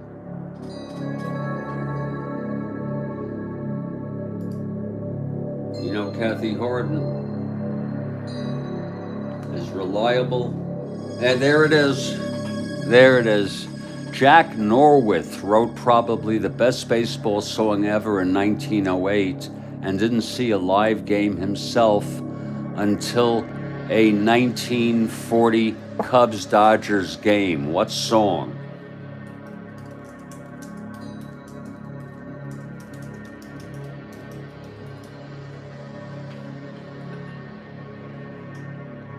Looks like me and Bill are going for it. Looks like Bill and I.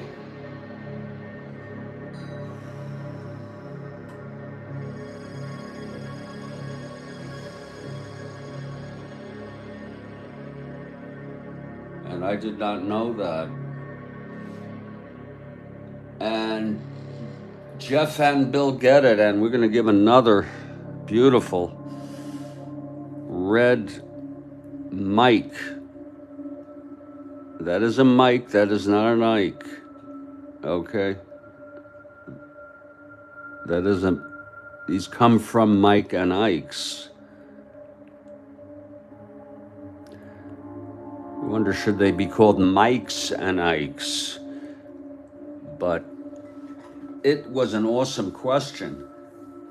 It's a great song. It is a song that, first of all, has,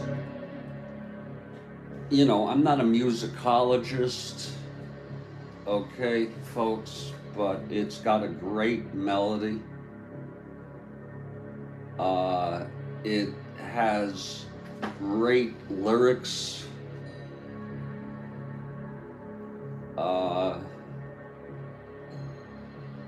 And it's interesting how Jack Norwith wrote it in '08. I had no idea it was from '08. And he didn't see a live game until 1940.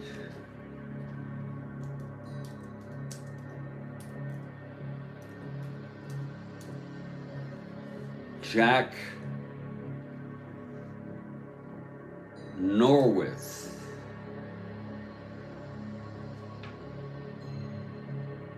He wrote what's called Tin Pan Alley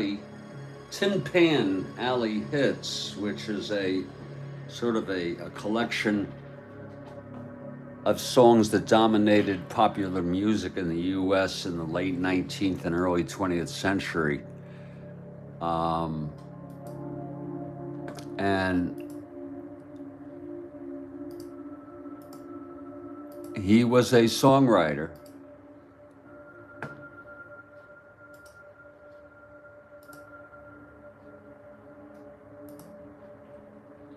It's an awesome question.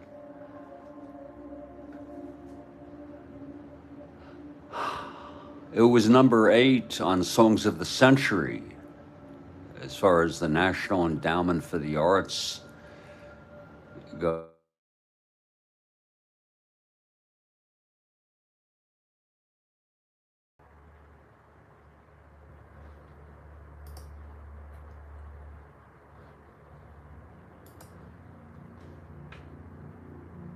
Shine On Harvest Moon was his biggest hit.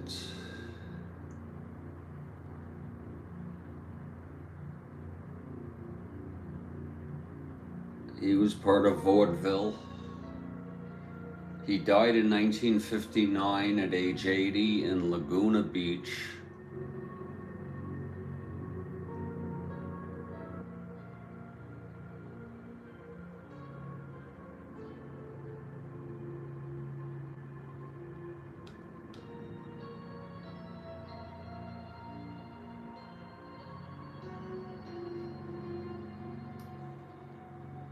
Jack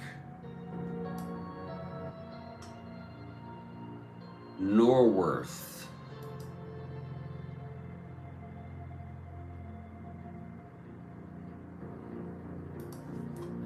It was actually Jack Norworth.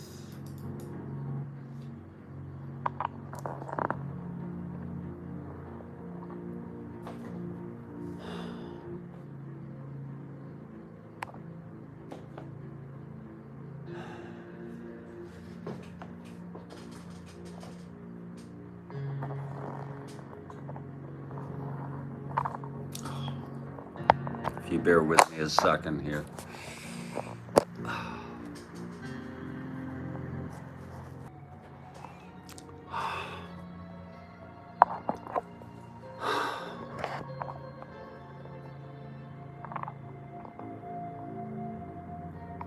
Great question, Kathy Harden.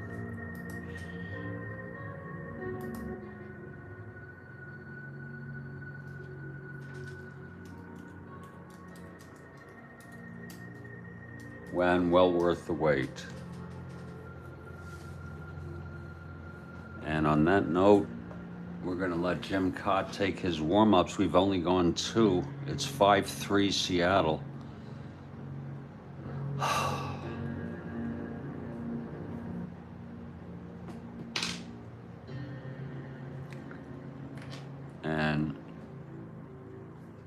we'll see how Cott fares the left-hander against this Seattle team who has 4 left-handers in their lineup, including Hovley and Mincher, who were due up first. We're going to let Cott take his warm-ups, and I'll be back in just a few minutes.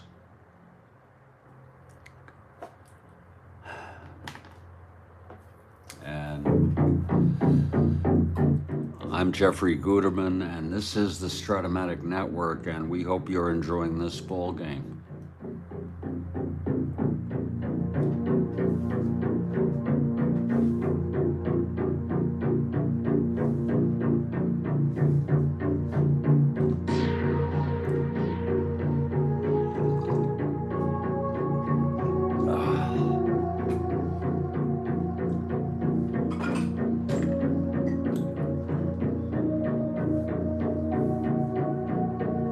Jack Norworth.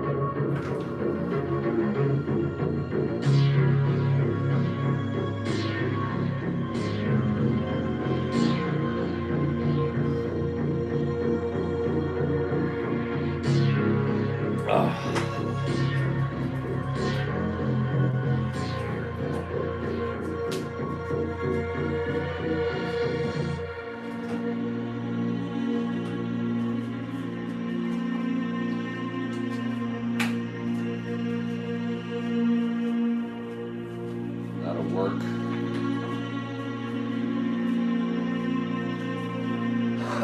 Oh.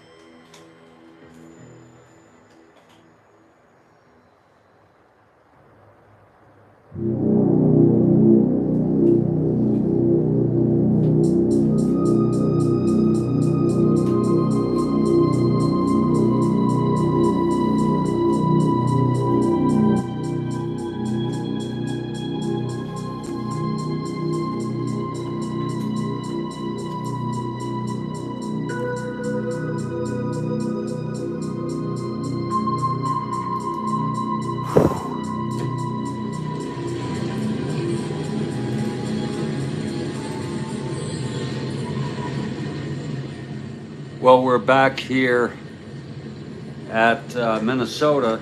I guess it's called Municipal, wasn't it? Municipal Stadium, and there's a new pitcher, and it's Jim Cott, who's been out of the rotation due to an injury, but he has been brought back slowly.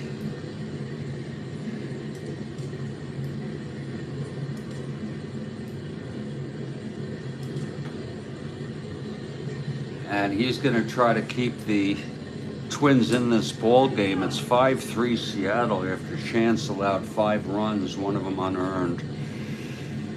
And we're heading to the top of the third. It's Steve Hovley now.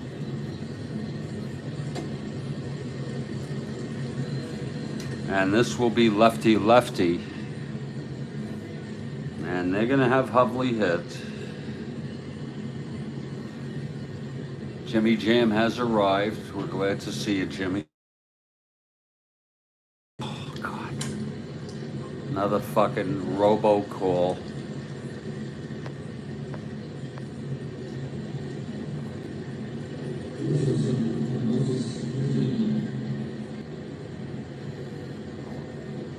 I don't know how many of you get those, but they've been driving me crazy. I've been getting like a dozen a day. People trying to lend me money.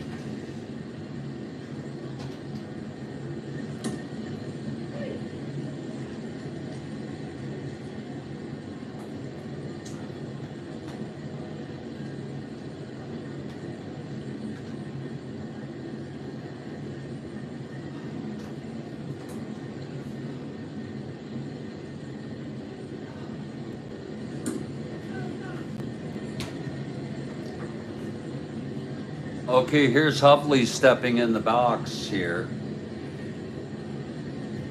Jim Cott in to relieve. He relieved in Real World. Here's Cott now. Top of the third, 5-3 Seattle. Here's the pitch to Hovley. That's a 3-7 left-handed. He flies it to left. And under it is Allison to make the catch. That's his second fly out to left. 1 away.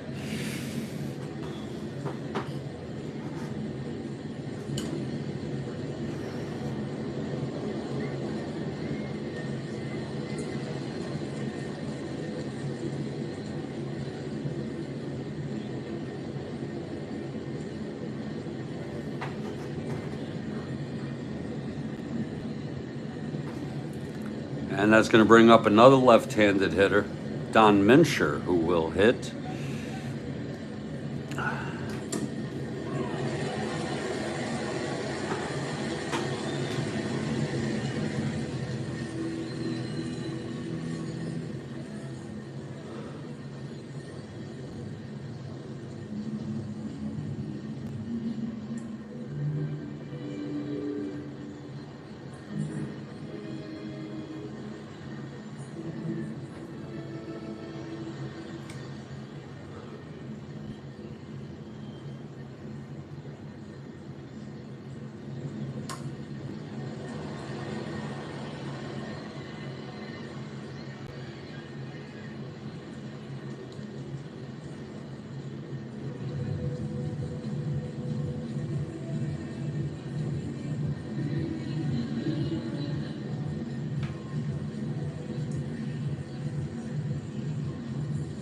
And here's Cott now.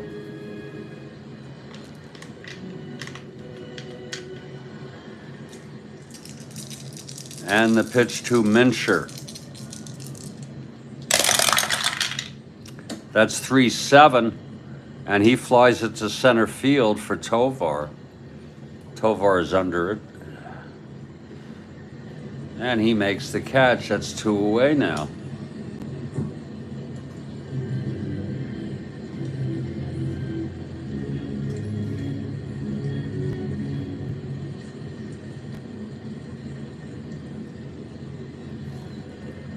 And now the catcher, Jerry McNerney. Now he's a right-handed hitter.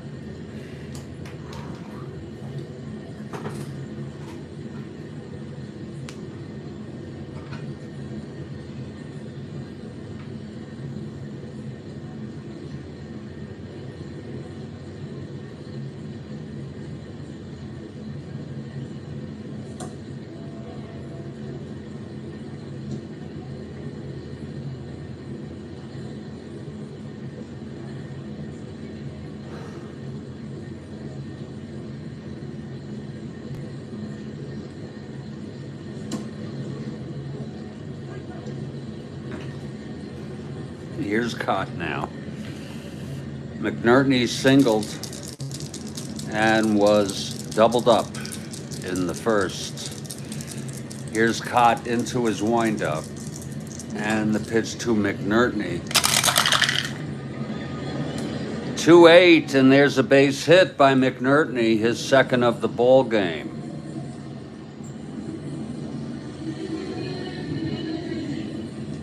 McNerney, look at him, 20. He had 1 stolen base in 1 attempt. It's a long shot. He is not being held. Even though let's figure Cott with a 0 hold, he'd be a -1. He'd be a 1-19, not being held with a lead. Actually, he'd be a not being held. He'd be a 1-19. We're gonna go for it. It's a 2. There's no risk.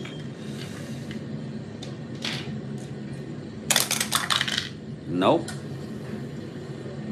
So he's not being held, McNerney.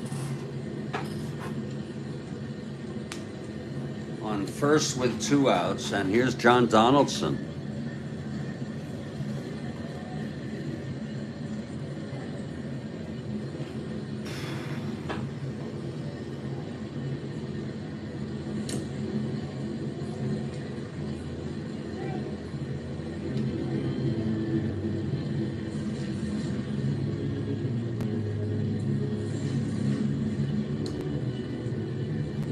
Donaldson, also a left-handed hitter,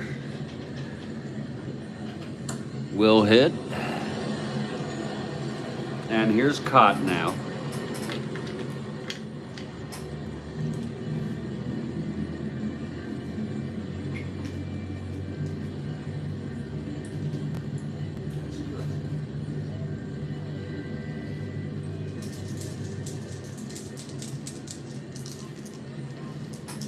Here's the pitch to Cott. It's 1-4, and he grounds it to short, and Cardenas fields it on one hop, and he throws it over to Killebrew, and the side is retired. So Cott does his job there. It was a 1-4 left-handed. I've always had a tendency toward obsessive thinking, the rumination, the persistent rumination of thoughts, bothersome thoughts, worries, and it's gotten worse along with my depression to the point where I don't have, and I don't like to self-diagnose, but I don't have obsessive compulsive disorder, but I have I guess it would be a mild to moderate tendency to have obsessive thoughts and then act compulsively to neutralize them. And it's very painful. It's very, very freaking painful.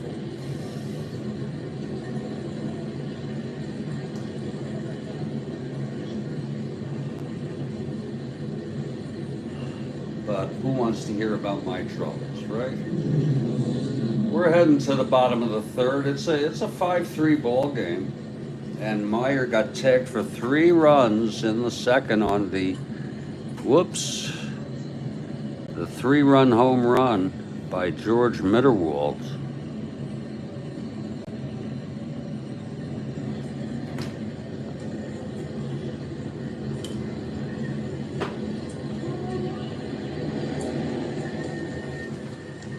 We'll see how Meyer fares here. His endurance is the 6. We've got a little coffee left, and we'll make some more.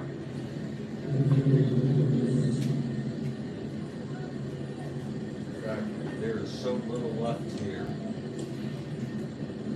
Let's see, it's even half a pot. It's half a cup. It is half a cup. When that happens, there's hardly any use in putting any milk in it, but we'll just put a drop in. Just a drop. And then we will maybe make more coffee.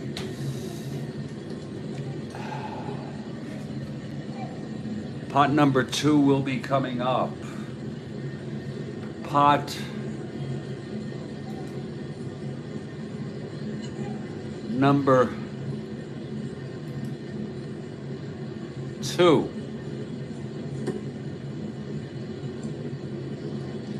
Kathy Harden, and I thank you for your attentiveness.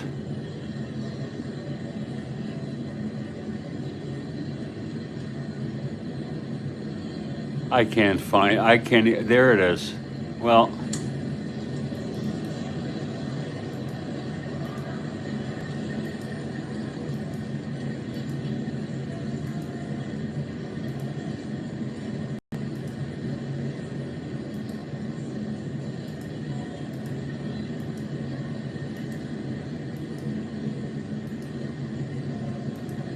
oh.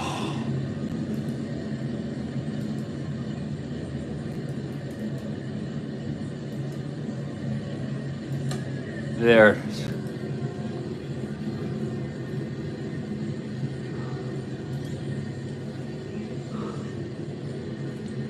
Let's get this while it's hot.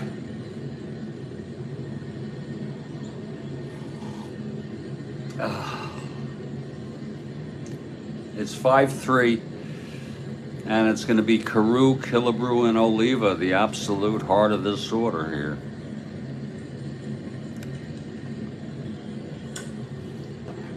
Here's Rodney Carew stepping in here. Rodney flew to left in the first.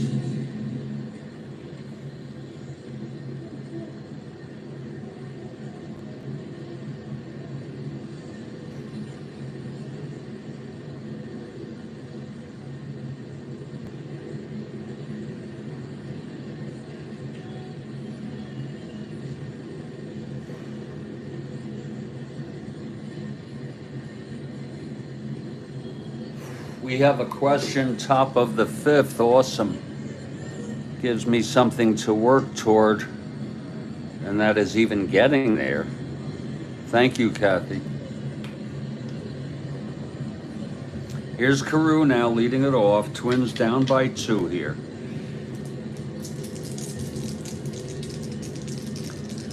Here's Meyer. And the pitch to Rodney. 2-7 left-handed. He flies it to center, and that's going to be for Hovley. Hovley makes the catch. And there's one away. Karl 0 for 2. And now Harmon Killebrew steps in. He flew to left in the first. In that 1-2-3 inning.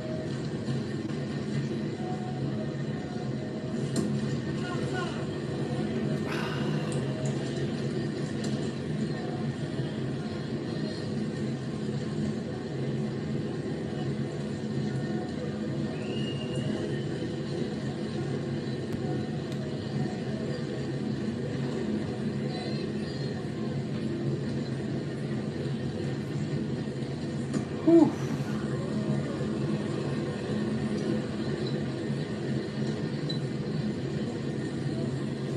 Okay, here's Harmon now. Meyer.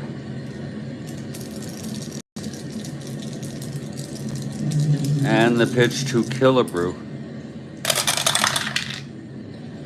4-6 right-handed, grounds it to third. And that's fielded nicely by Harper. And he throws it to Mincher for the second out. A 4-6 right-handed.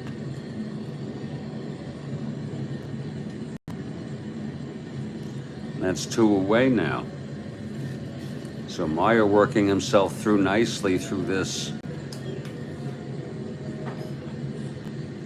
powerhouse of this portion of the lineup.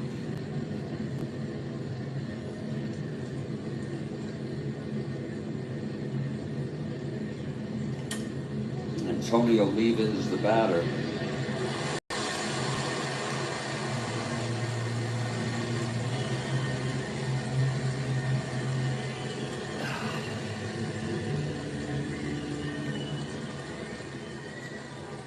Oliva tapped back to Meyer in the second. He's 0 for 1. And this will be lefty-lefty. This may prove to be our quickest inning yet. Here's Meyer now. And the pitch to Oliva. That is 3-7. Left-handed, grounds to second X.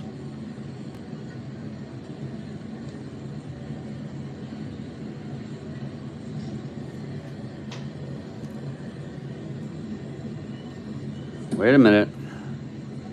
What am I? That was a misread. Oh my, that's a fly ball to center. See how you can do that? Sometimes I correspond the 3 to a 6. And that's weird because it's like, you see what I'm saying? It's like the same kind of location of the row. And that is going to be a 3-7 fly ball to center to retire the side. And there's another 1-2-3 inning for Meyer. Why I always like to double check the rolls. We've gone 3.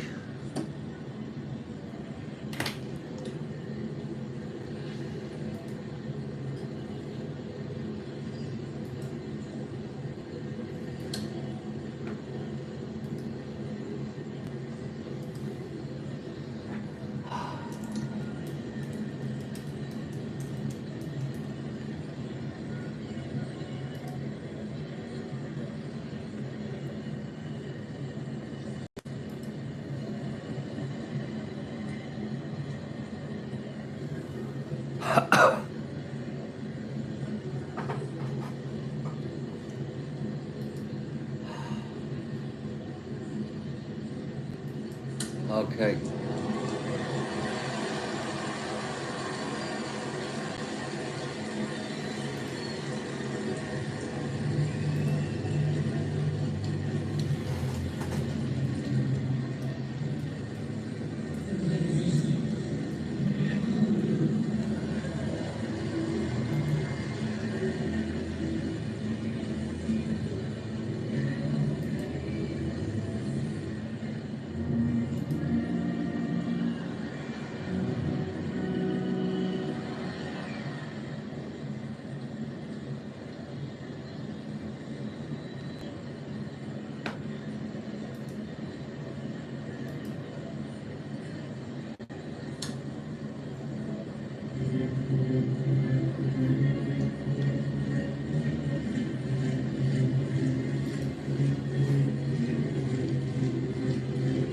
And we're heading to the top of the fourth.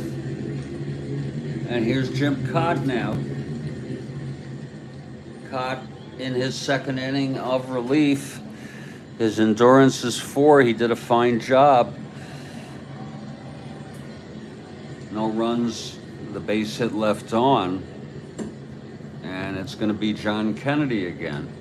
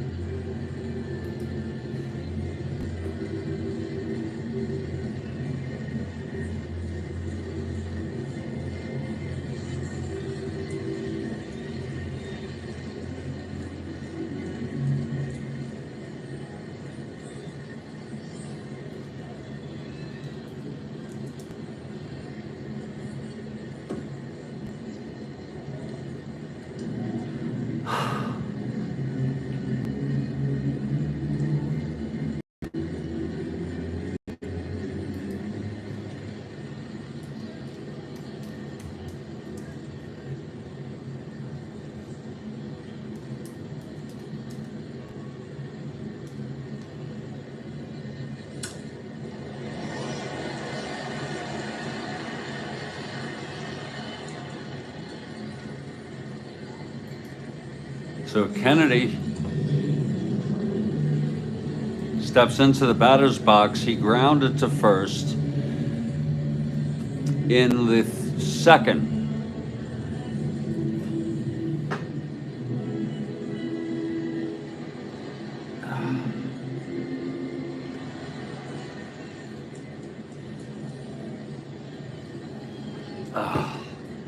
Here's Cott now in his second inning of relief.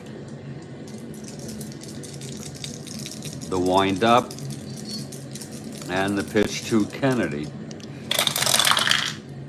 2-9. He struck him out. And that's the first strikeout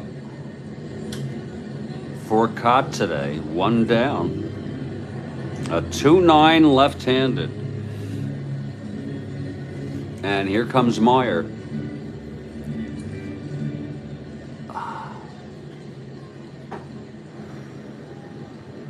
Bob Meyer. So far, the winner, if he can get to the 5th inning.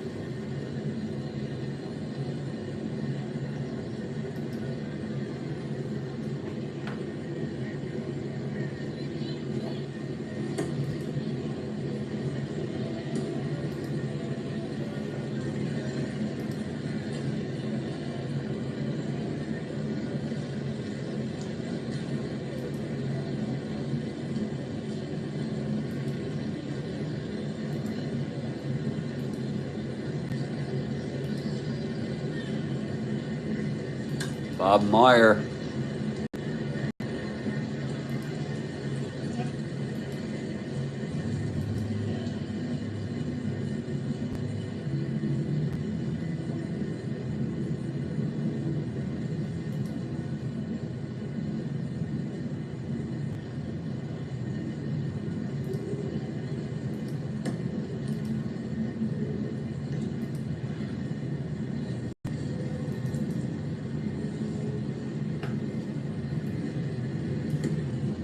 Steps into the batter's box.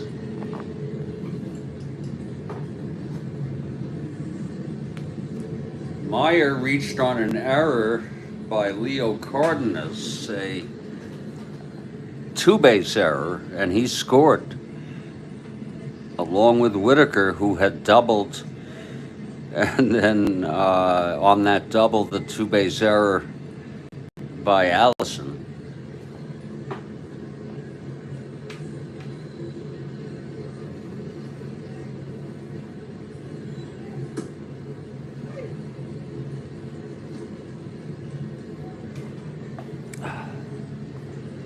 So Meyer steps into the box.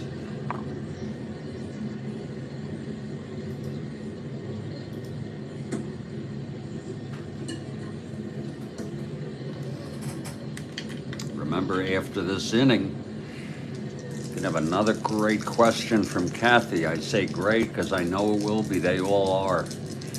Learn so much from her. Here's the pitch to Meyer now. Right-handed hitter. That's 3-8. He struck him out. That's 2 in a row for Jim Cott. 2 away now, and Tommy Harper. Why can't I just muster up courage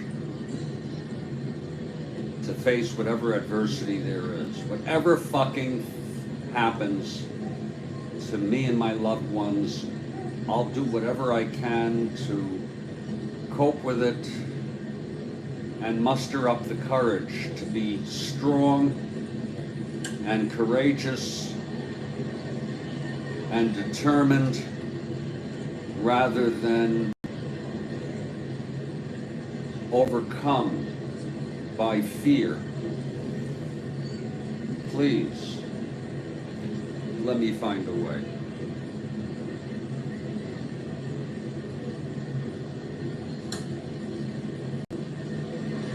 Let me find a way, God, please. Okay, here's Harper with 2 outs now. Nobody on. Jim Cott. The mind can be a very powerful thing if you use it.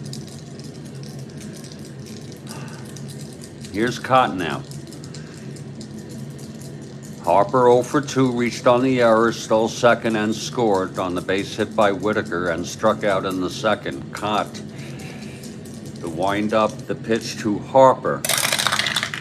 That's 4-6 right-handed. Oh my, there is a base hit for Harper. So here we go again. Harper on first with a 2-out single.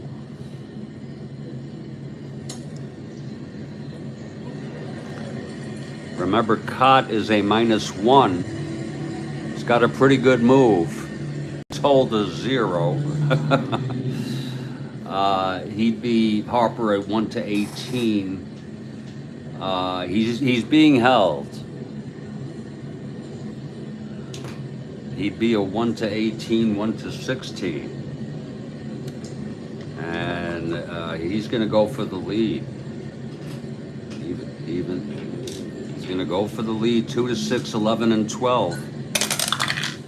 And he does not get the lead. Still a respectable 1-15, 1-14. Without a lead, 1-14. 1-10. So he'll hold tight. And here's Whitaker.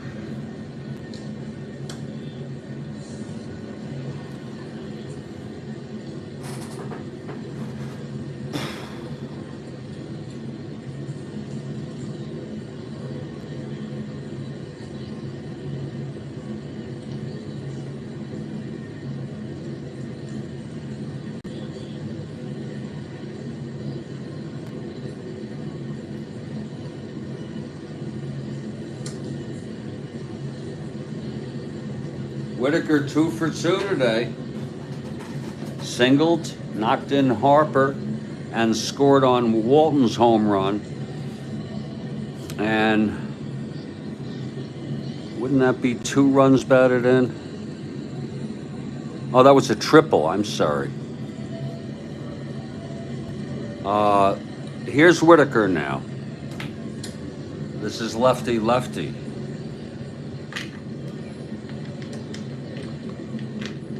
Okay, Cott.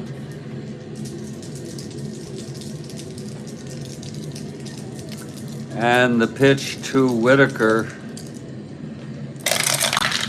That's 1-7. Struck him out. He struck out the side. It was a 1-7 left-handed. And that will retire the side. No runs, 1 hit, the 2-out single by Harper held it first and left on. And we're gonna head to the bottom of the 4th here. And remember again, this will be a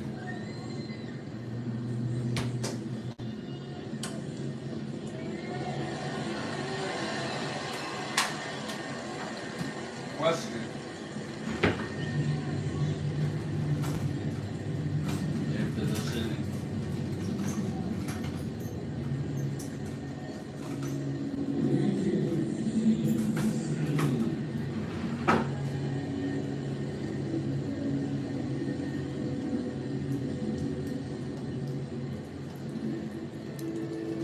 Oh.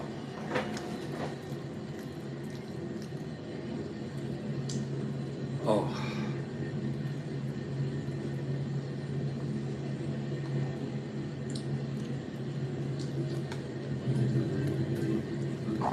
Whoop, excuse me.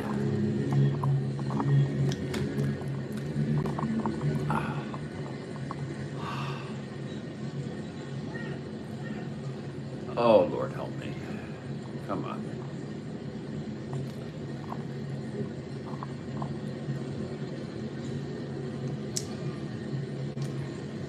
I want to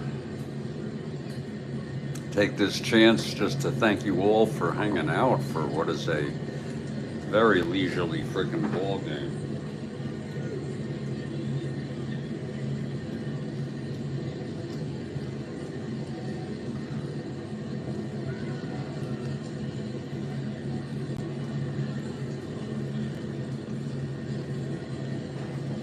And Bob Meyer coming out. Again, his first endurance is the 6th.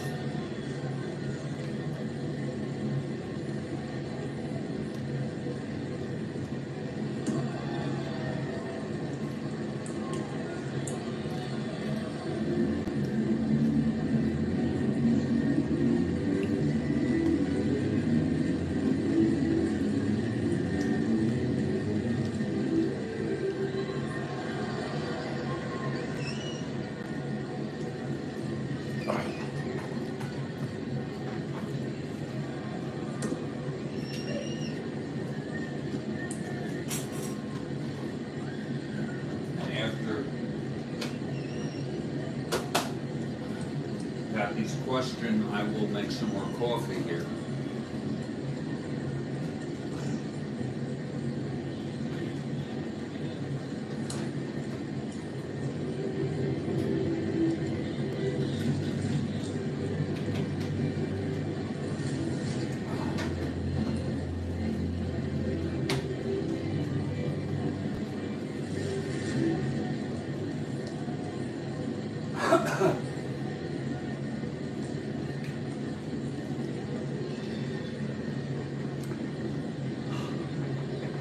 Okay, Bobby Allison to lead it off. 2 Bobs here facing each other.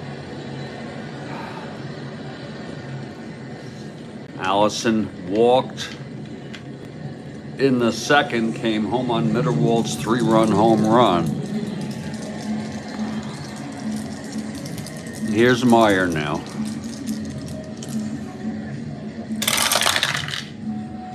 Two 6 left-handed. He grounds it to 2nd for Donaldson, who throws to Mincher for the 1st out. It was a 2-6 left-handed.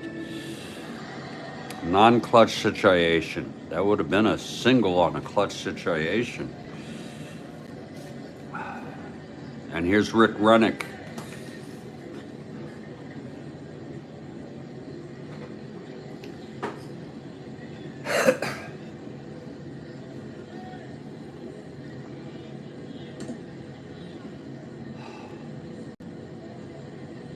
Rennick's single came home on Mitterwald's 3-run home run.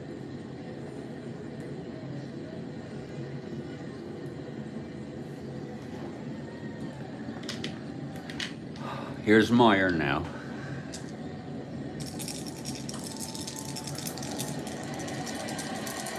And the pitch to Rennick. 6-4 right-handed. Grounds to short X.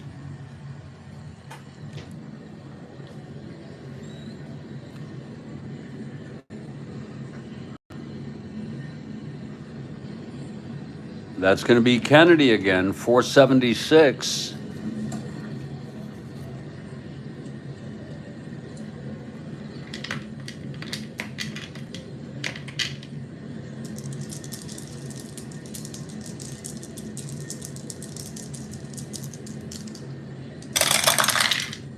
$7-4. It's a G3 pound. Irrelevant. 76. That means if he played every day, he'd make an error every other game, just about. My Lord. E76, 5, 10, 11. I bet you that's an error. No, it's not. A nice play by Kennedy. He throws him out on a G3 with bases empty. And that's 2 away. And here comes Mitterwald.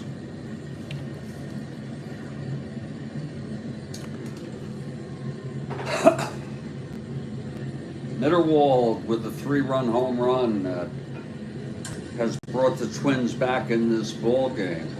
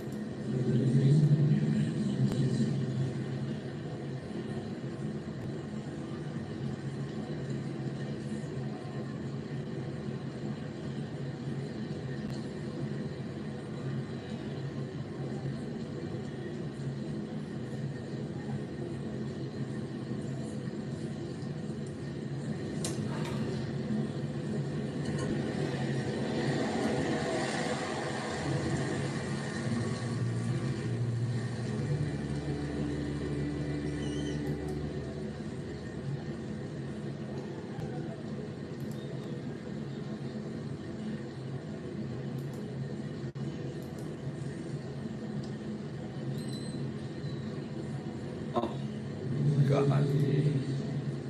Oh.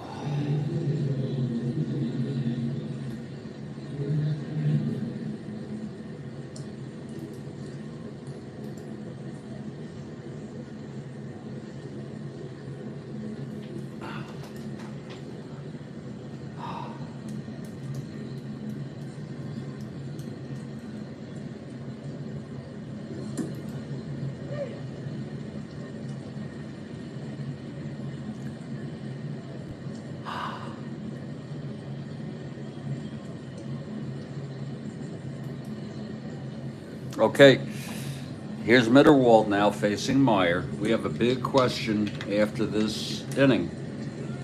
Mitterwald homered again, the 3-run blast in the second. Here's Meyer. And the pitch to Mitterwald. 4-5 right-handed, he pops it up to short. And under it is Kennedy again. And the side is retired. Another 1, 2, 3, and that's going to be 8 in a row for Meyer. And we've gone 4 innings. And this is a 5-3 ball game. And I want you all now to give your attention here to Kathy here for a great question. Here it comes.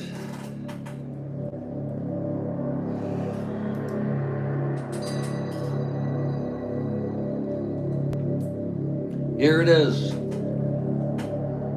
What team had 49 runs in consecutive games in 1950, becoming the second only the second team since 1901, the 25 Pirates had 45, to score 20 or more runs in consecutive games.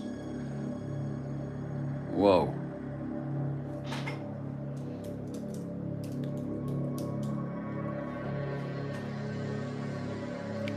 I don't know where you get these.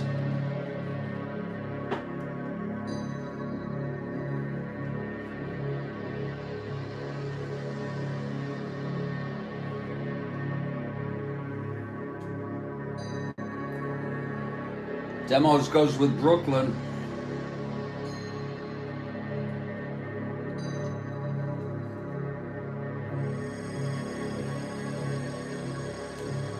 No on Brooklyn.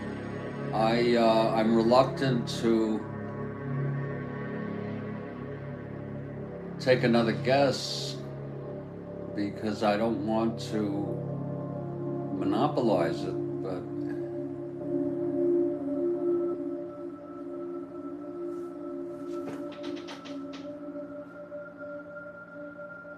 this was 1950.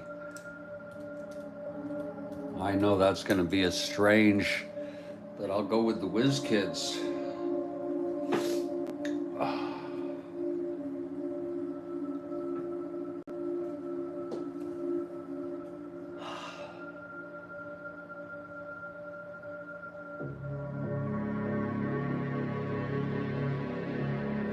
Oh, I figured it was them. Yeah, that was too big a hint, Kathy.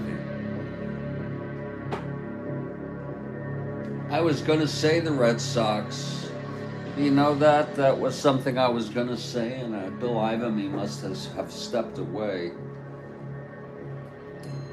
It's the Red Sox for sure, because I'll tell you, if there's any team that Kathy Harden does not like, it's the Red Sox. It's those damn Red Sox.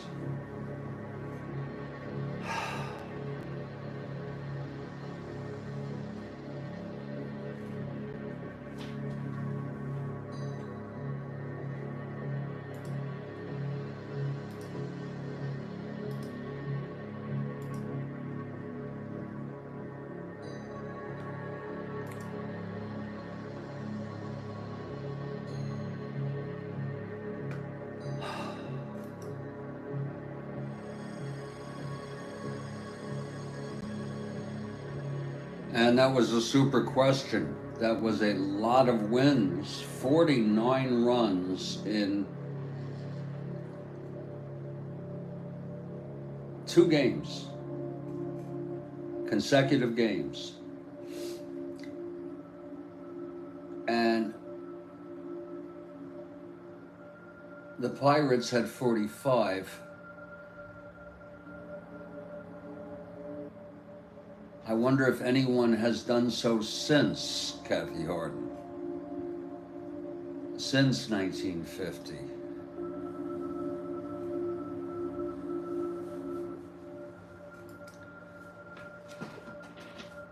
I wonder.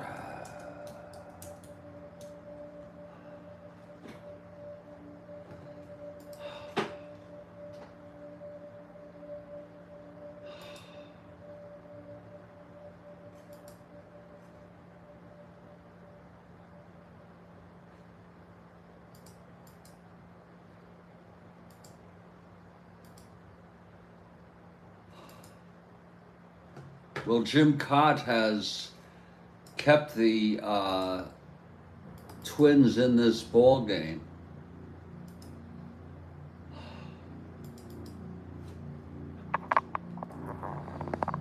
And he will come out to pitch the top of the, that was a super question, Kathy Harden. And you gave it away, though. Well, that's very generous of you.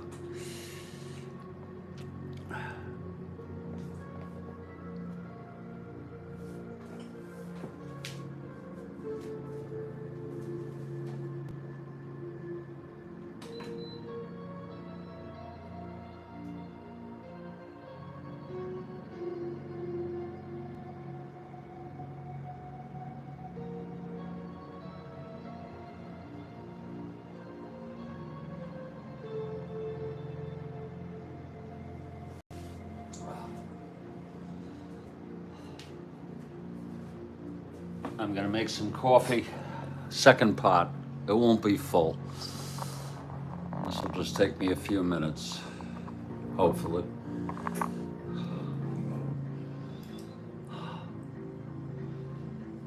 And I'll be back in just a few minutes. It's 5-3 Seattle. Jim Cott will start his third inning of relief. It's coffee time.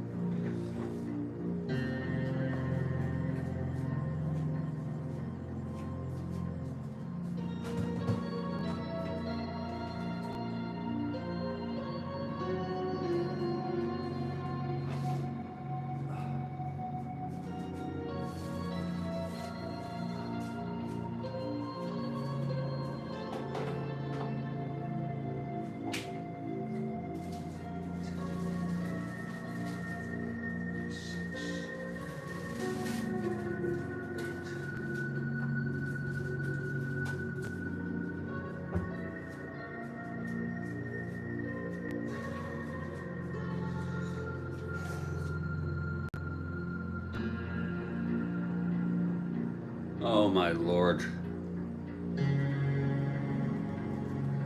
So, are you talking demos? Is that the game when the Red Sox did that?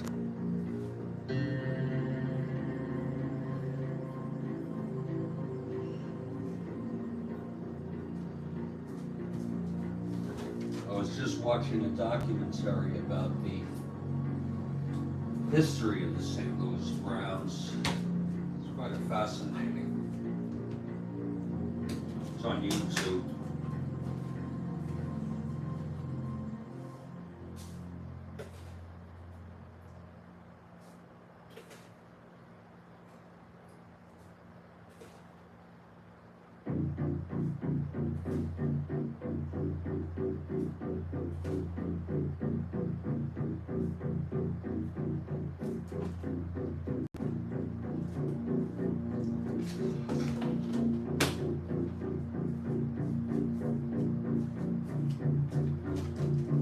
Was that it? Okay.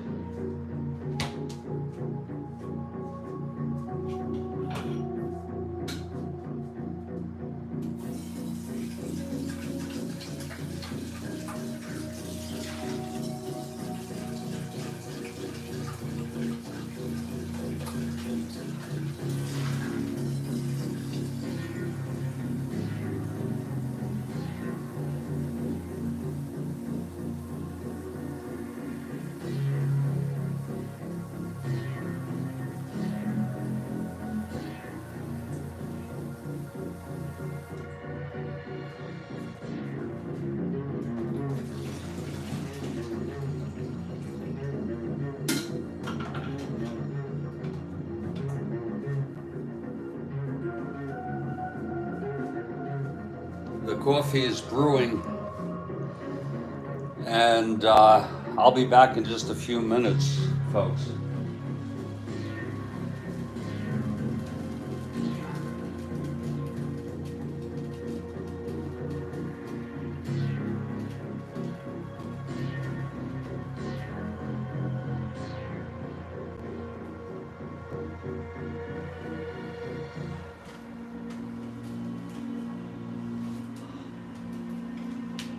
And we'll continue this ball game. Oh, interesting. Fascinating that you're able to pick up and acquire that information so readily.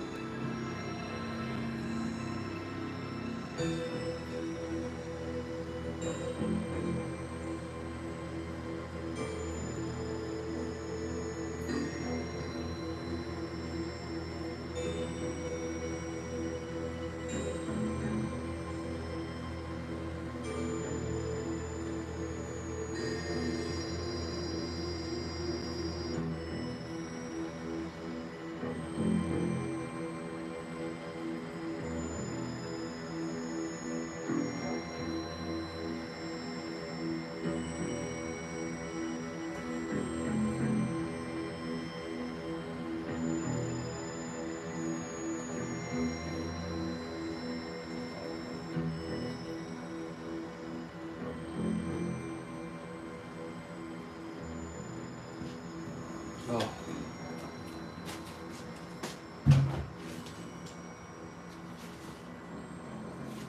That coffee should be ready. Just about.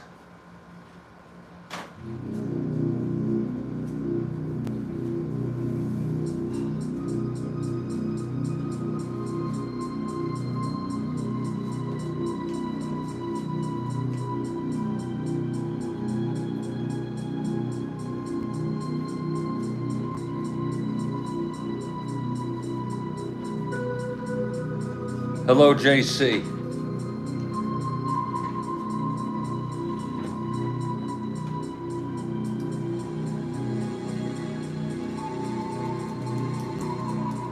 Thank you for joining us.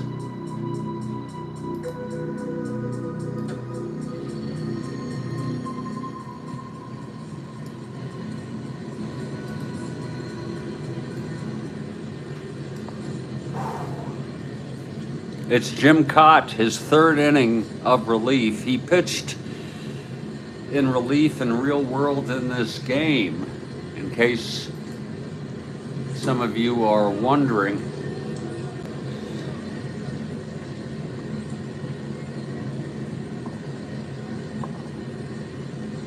And we're gonna go get some more coffee as we head in to the top of the fifth, 5-3 Seattle.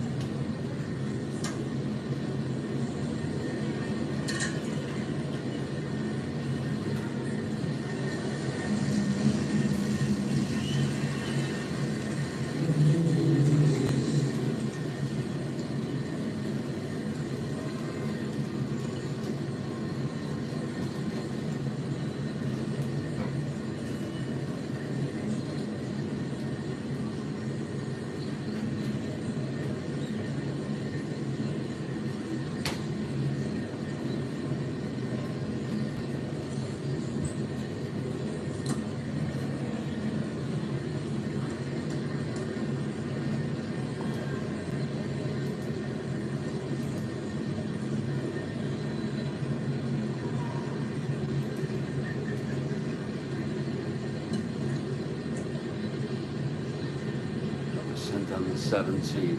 Oh, God.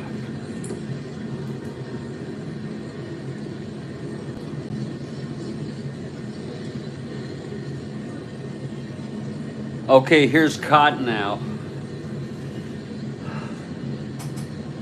In his third inning of relief, his endurance is 4, and it's going to be Danny Walton to lead it off.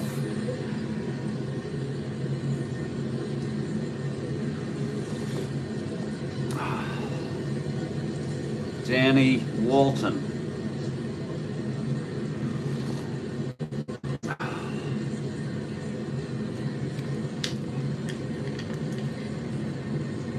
Okay, here's Cott. He's ready.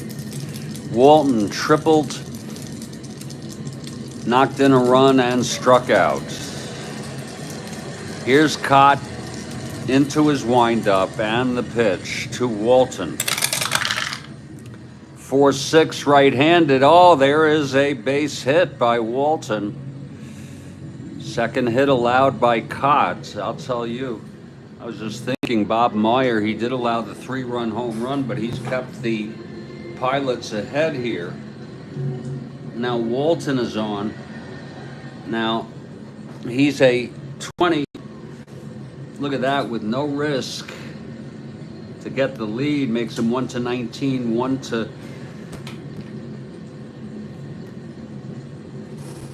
1-17 with a lead. We're not going to hold him. It's a tough choice, but I kind of look at it at the average of what's the chance of a 4.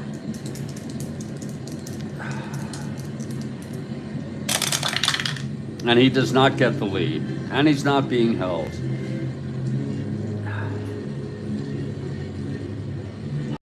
So Walton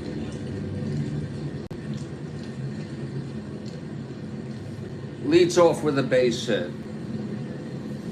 And here's Steve Hovley now.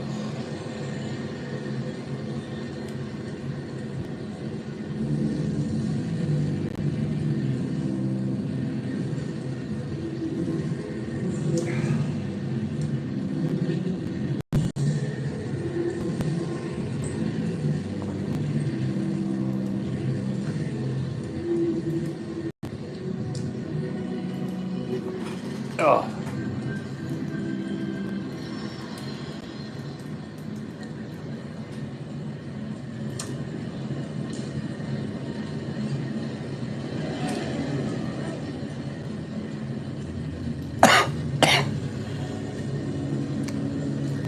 Hovley had a sacrifice fly to bring in Walton, who had tripled in the first, and he flew to left twice.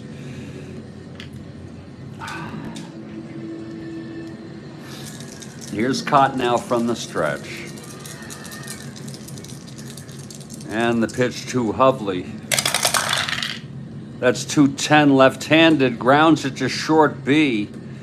When you just have a runner on first, it's the same as basic and advanced. It will be a force. I'll confirm it with you all. But I've learned that much. When you have a runner on first and you have a B, it's a 4, and the batter is safe, the runner is out, going to second, a force play. So we've learned that much. But when you have runners elsewhere other than on first, then, I still haven't memorized it. So Hovley is on, and he's a 1-16, 2-5-12, 1-16, 1-15, 1-13 being held. That's borderline. We'll see if he's being held. No, he's not. So he automatically gets the lead. Whoa. He automatically gets the lead here.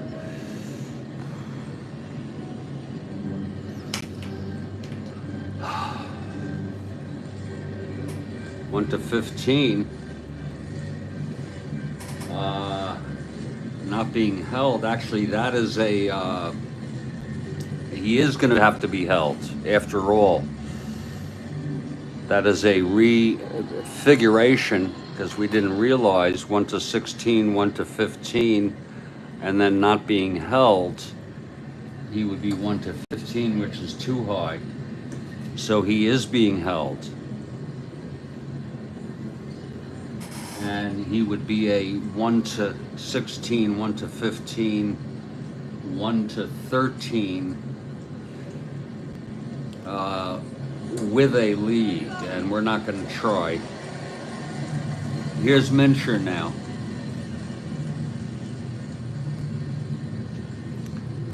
Sometimes I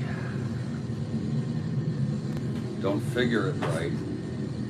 Oh, God.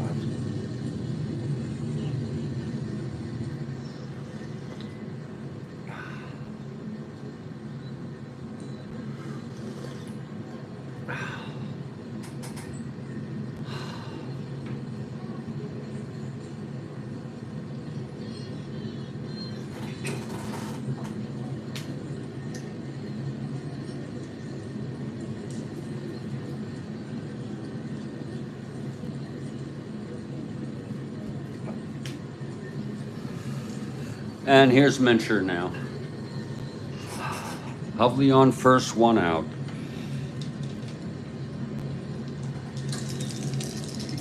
And caught from the stretch. 3-9 left-handed, he struck him out. So Cott has been tough. His 4th strikeout.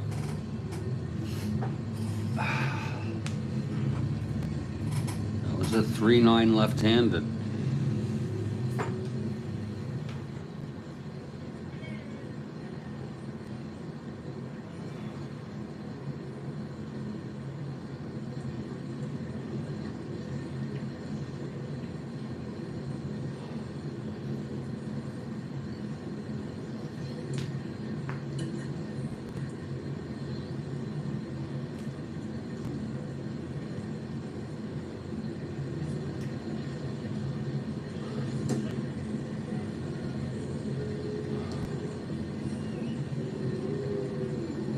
And Jerry McNerney is the batter.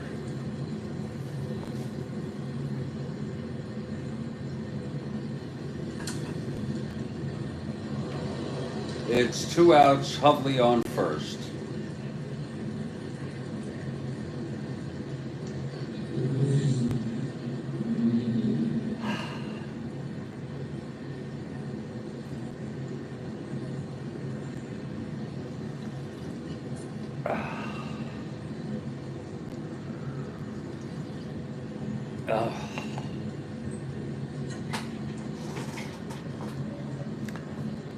McNerney now.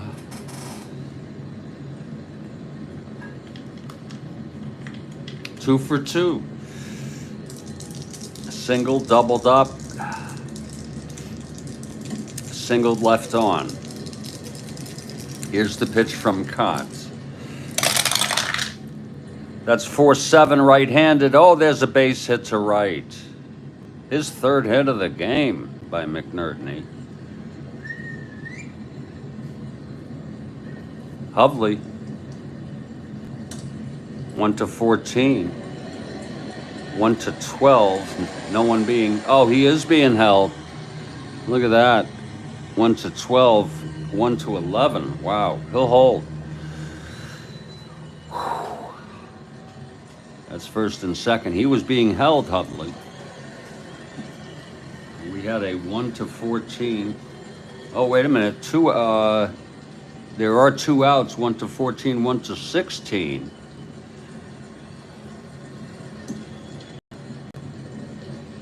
One to 15. But with 2 outs, we'll hold him.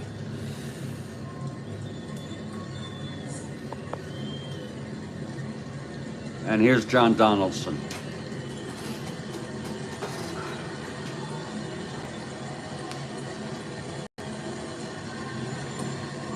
Caught in his third inning of relief.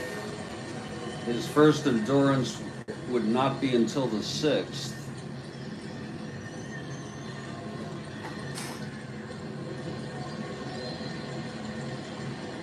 And it's John Donaldson clutch situation here.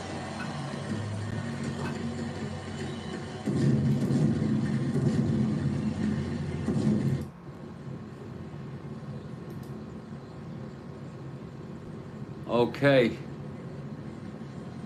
We'll see you in a bit. We'll look forward to maybe a double shot in the seventh if the time is right. Thank you, Kathy.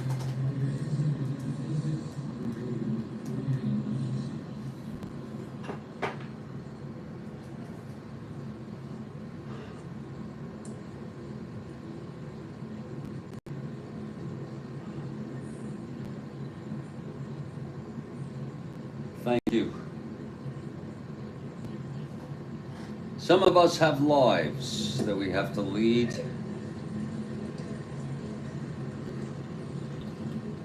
Including errands.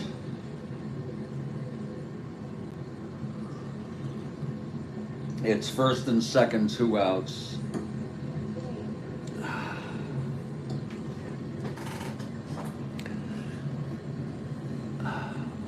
And Donaldson at the plate, left-handed hitter. He's 0 for 2. Here's Cott trying to get out of this clutch situation. And the pitch from Cott. 6-9, left-handed, struck him out. Boy, and he is striking him out today. That's the 5th for Cott.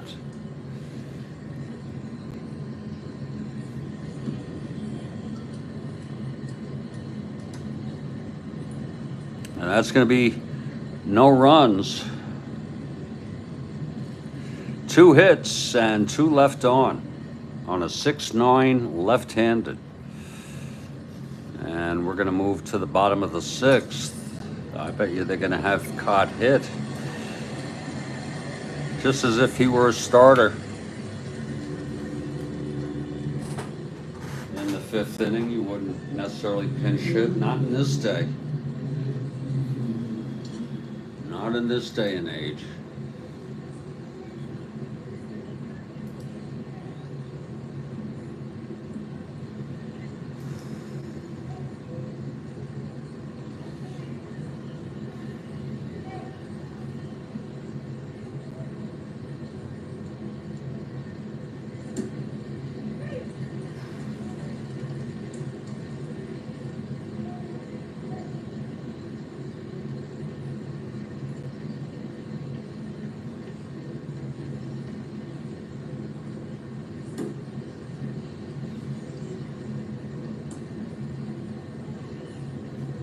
Meyer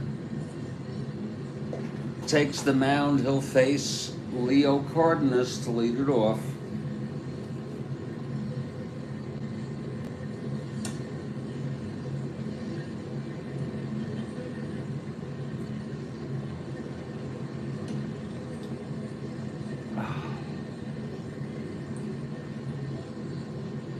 Leo, right-handed hitter, facing Meyer.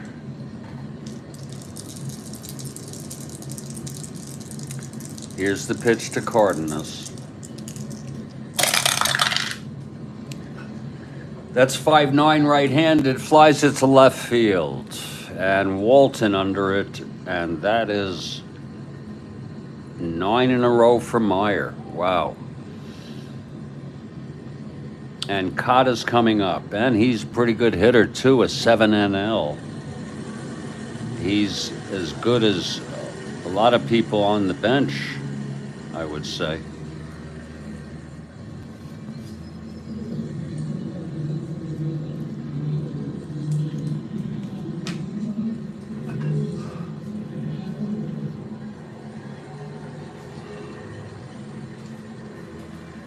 That's a better card than a lot of people sitting on the bench. So Cott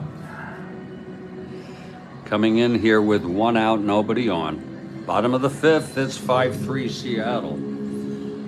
Third of a three. Twins took the first two.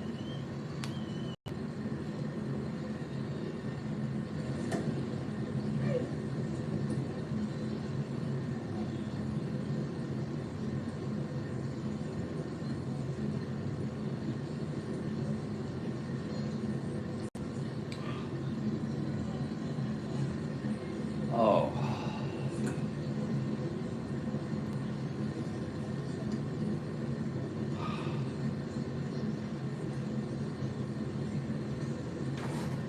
Cott is a left-handed hitter. He's got end power. It's reflective on his card. Here's Meyer now. And the pitch to Cott. It's a 3-10. He struck him out. Boy, has he been tough here. And that's the first strikeout from Meyer. Looks like he's just getting stronger. He's retired 10 in order. And here's Cesar Tovar now.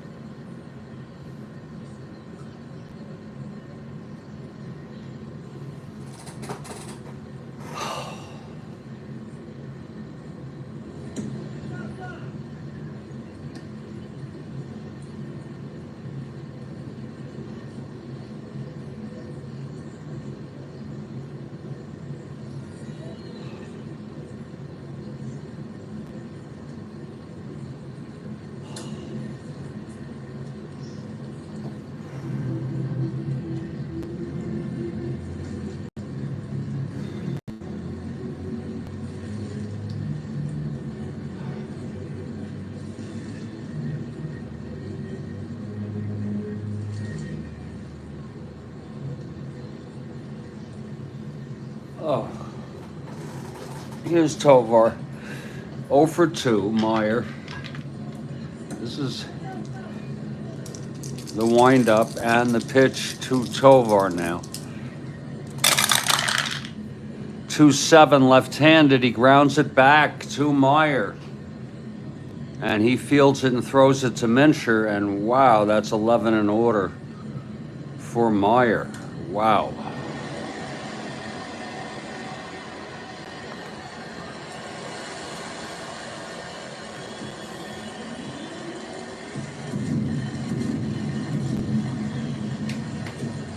And we've gone 5. It's 5-3.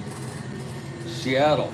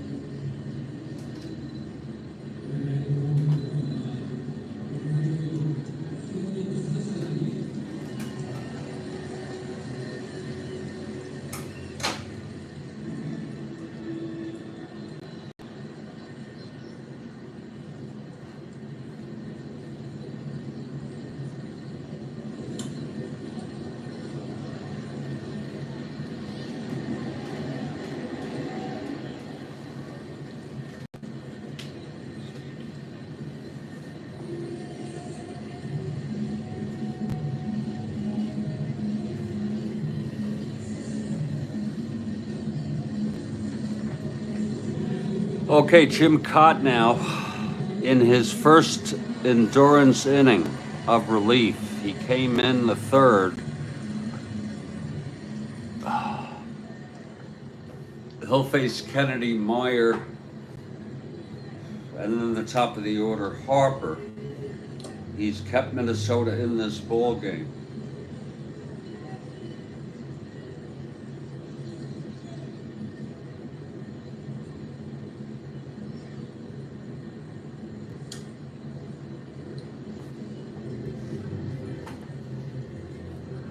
And here's Kennedy now, leading it off, 0 for 2. Here's Cott.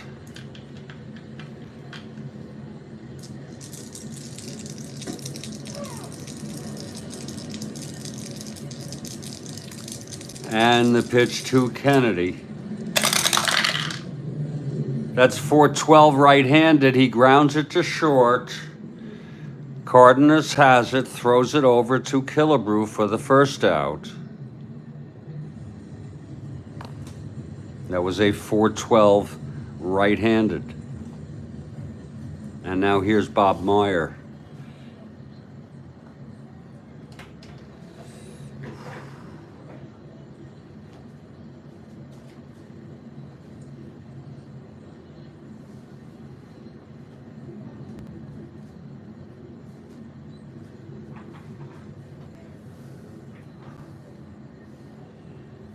Meyer 0 for 2. Again, he reached on the two-base error by Leo Cardenas and then scored on the double and error hit by Whitaker.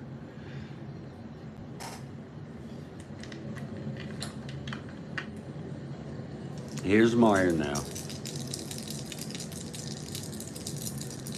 Caught into his windup and the pitch to Meyer. That's 3-9, and he grounds it to third for Rennick, and he fields it and throws it over to Killebrew for the second out. A 3-9 ground out to third, and that's 2 away. And now it's Tommy Harper.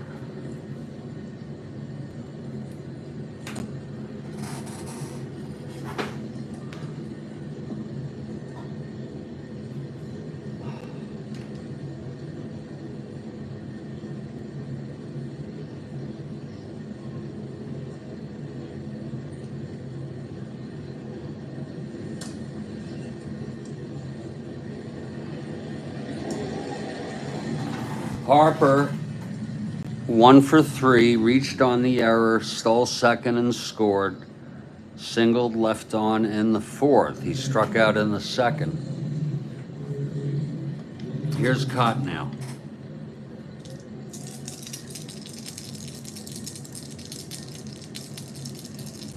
And the pitch to Harper. 5-9 right-handed, fly ball center field. And that's going to be for Tovar. And it's a 1-2-3 for Cott in his first endurance inning. It's a 5-9 right-handed.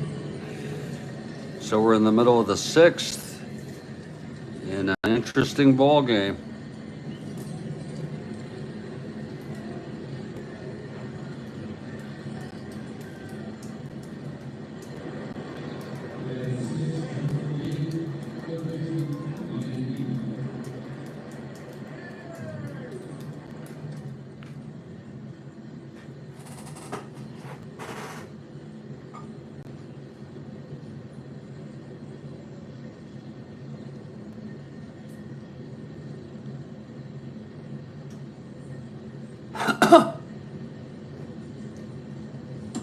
Oh.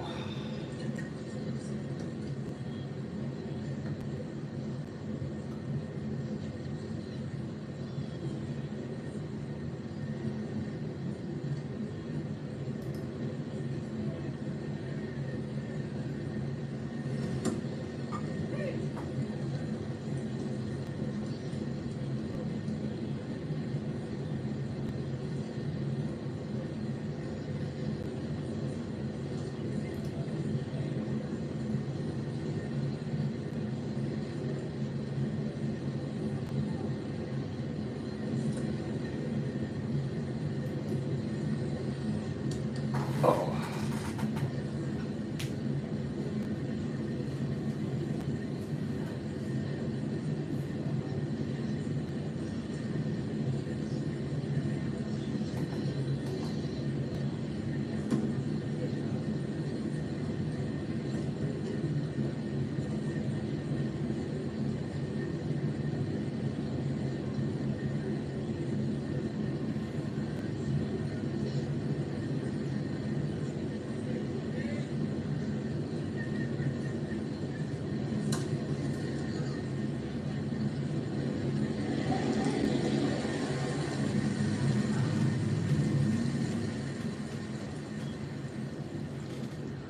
Oh my God.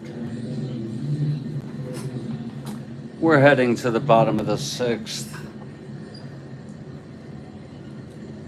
And Meyer, now in his first inning of endurance, he has retired 11 in order.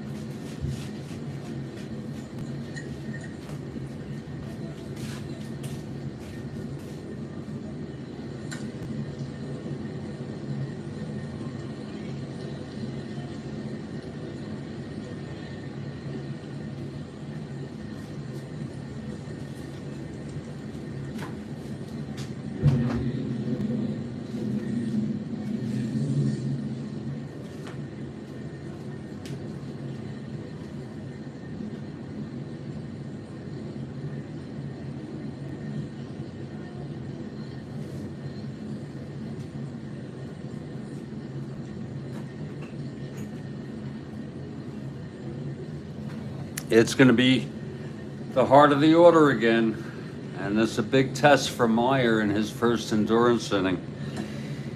It'll be Carew, Killebrew, and Oliva.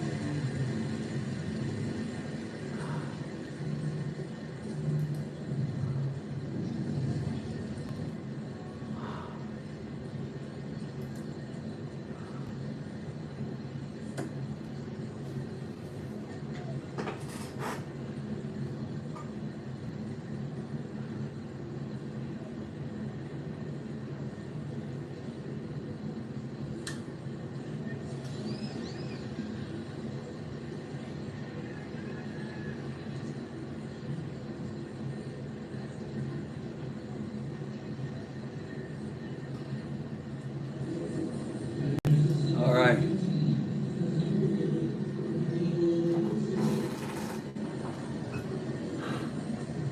Here's Carew now.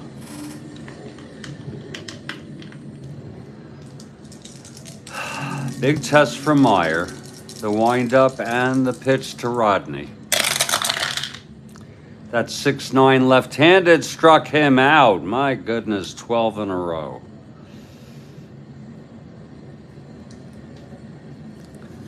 This Bob Meyer has been something.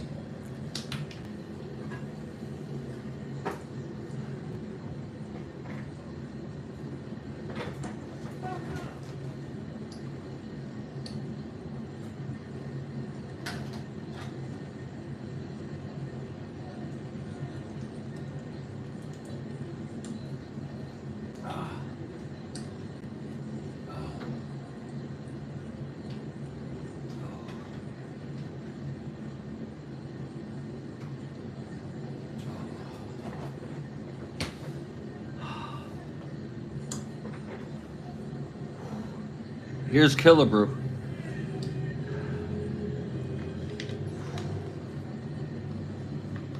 Meyer gets the sign from McNertney, and here's the pitch. 5-9 right-handed, that's a fly to left. And under it is Walton to make the catch, 2 outs. My goodness. 13 in order by Bob Meyer.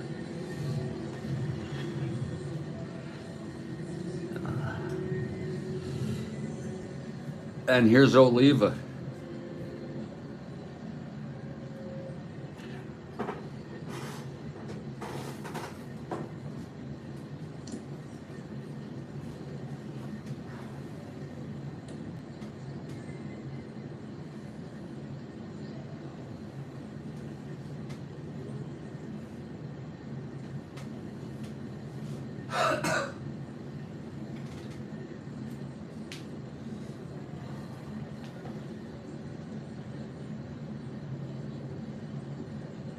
Is that so? Well, you know what's interesting, Joel? He's won 3 games, and he was 0 for 3 in real world.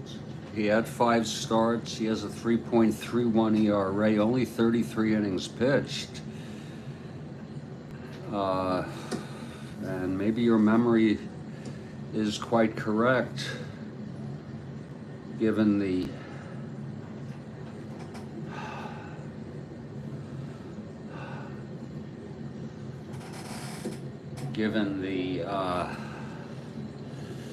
pattern he has set here with those 3 wins. Here's Meyer now. The windup and the pitch to Oliva, who's 0 for 2. Is that right? You have a good memory. 6-7, left-handed, grounds to second X. Uh-oh. That'll be Donaldson, a 424. Oh.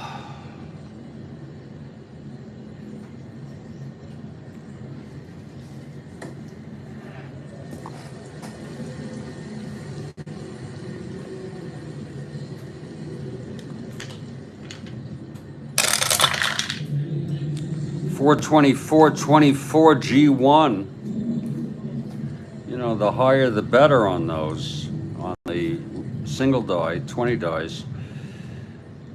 24 G1. And Donaldson is at E24, 510, 13. That could be trouble. No, it's not. He throws him out. And it's yet another 1, 2, 3 for Bob Meyer.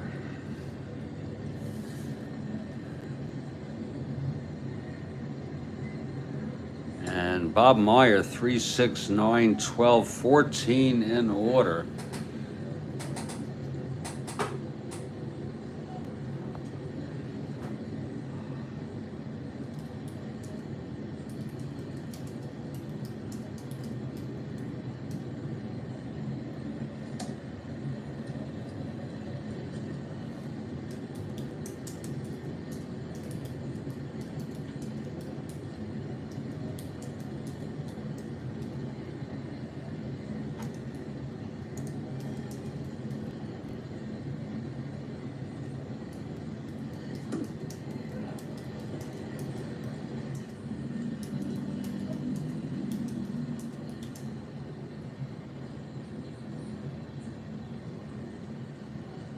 I'm going to say that Twain said, always tell the truth and you won't have to remember anything. But then again, on the other hand, can one always remember what the truth is? That's the deconstructionist in me.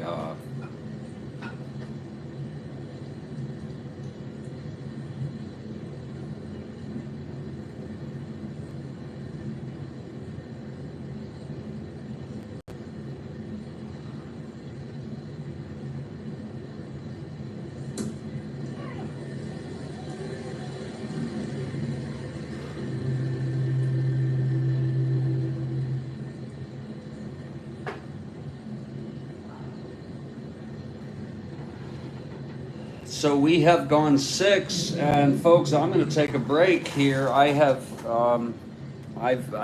troubles. I have worries. My AC unit is. I have a wall unit. It's acting up. It's doesn't seem to be.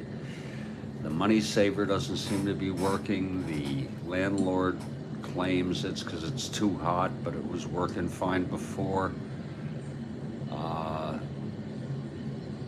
I don't know. I'm afraid how much this will cost me every month, but please don't feed into my worries, okay? Don't feed into it, really. I.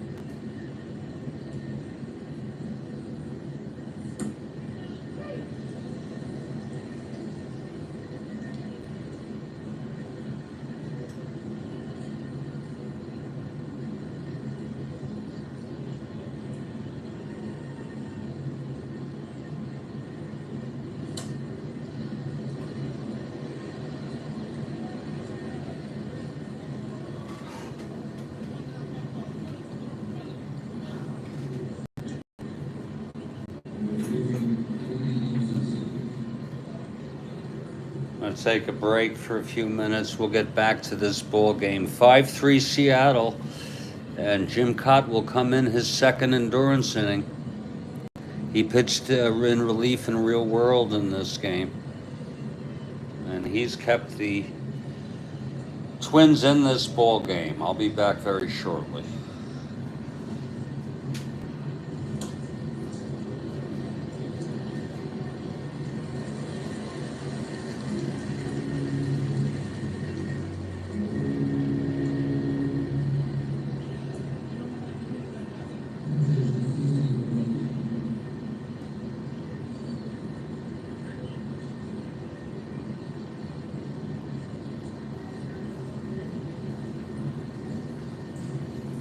For a limited time, save $780 per couple on board Rocky Mountaineer. Explore the Canadian Rockies by luxury train with service as exceptional as the scenery. Learn more at rockymountaineer.com/final call. Without the ones like you working tirelessly to keep things running, everything would suddenly stop. No matter the industry, Granger's here for you with professional grade supplies. Call, click Granger.com, or just stop by. Granger, for the ones who get it done.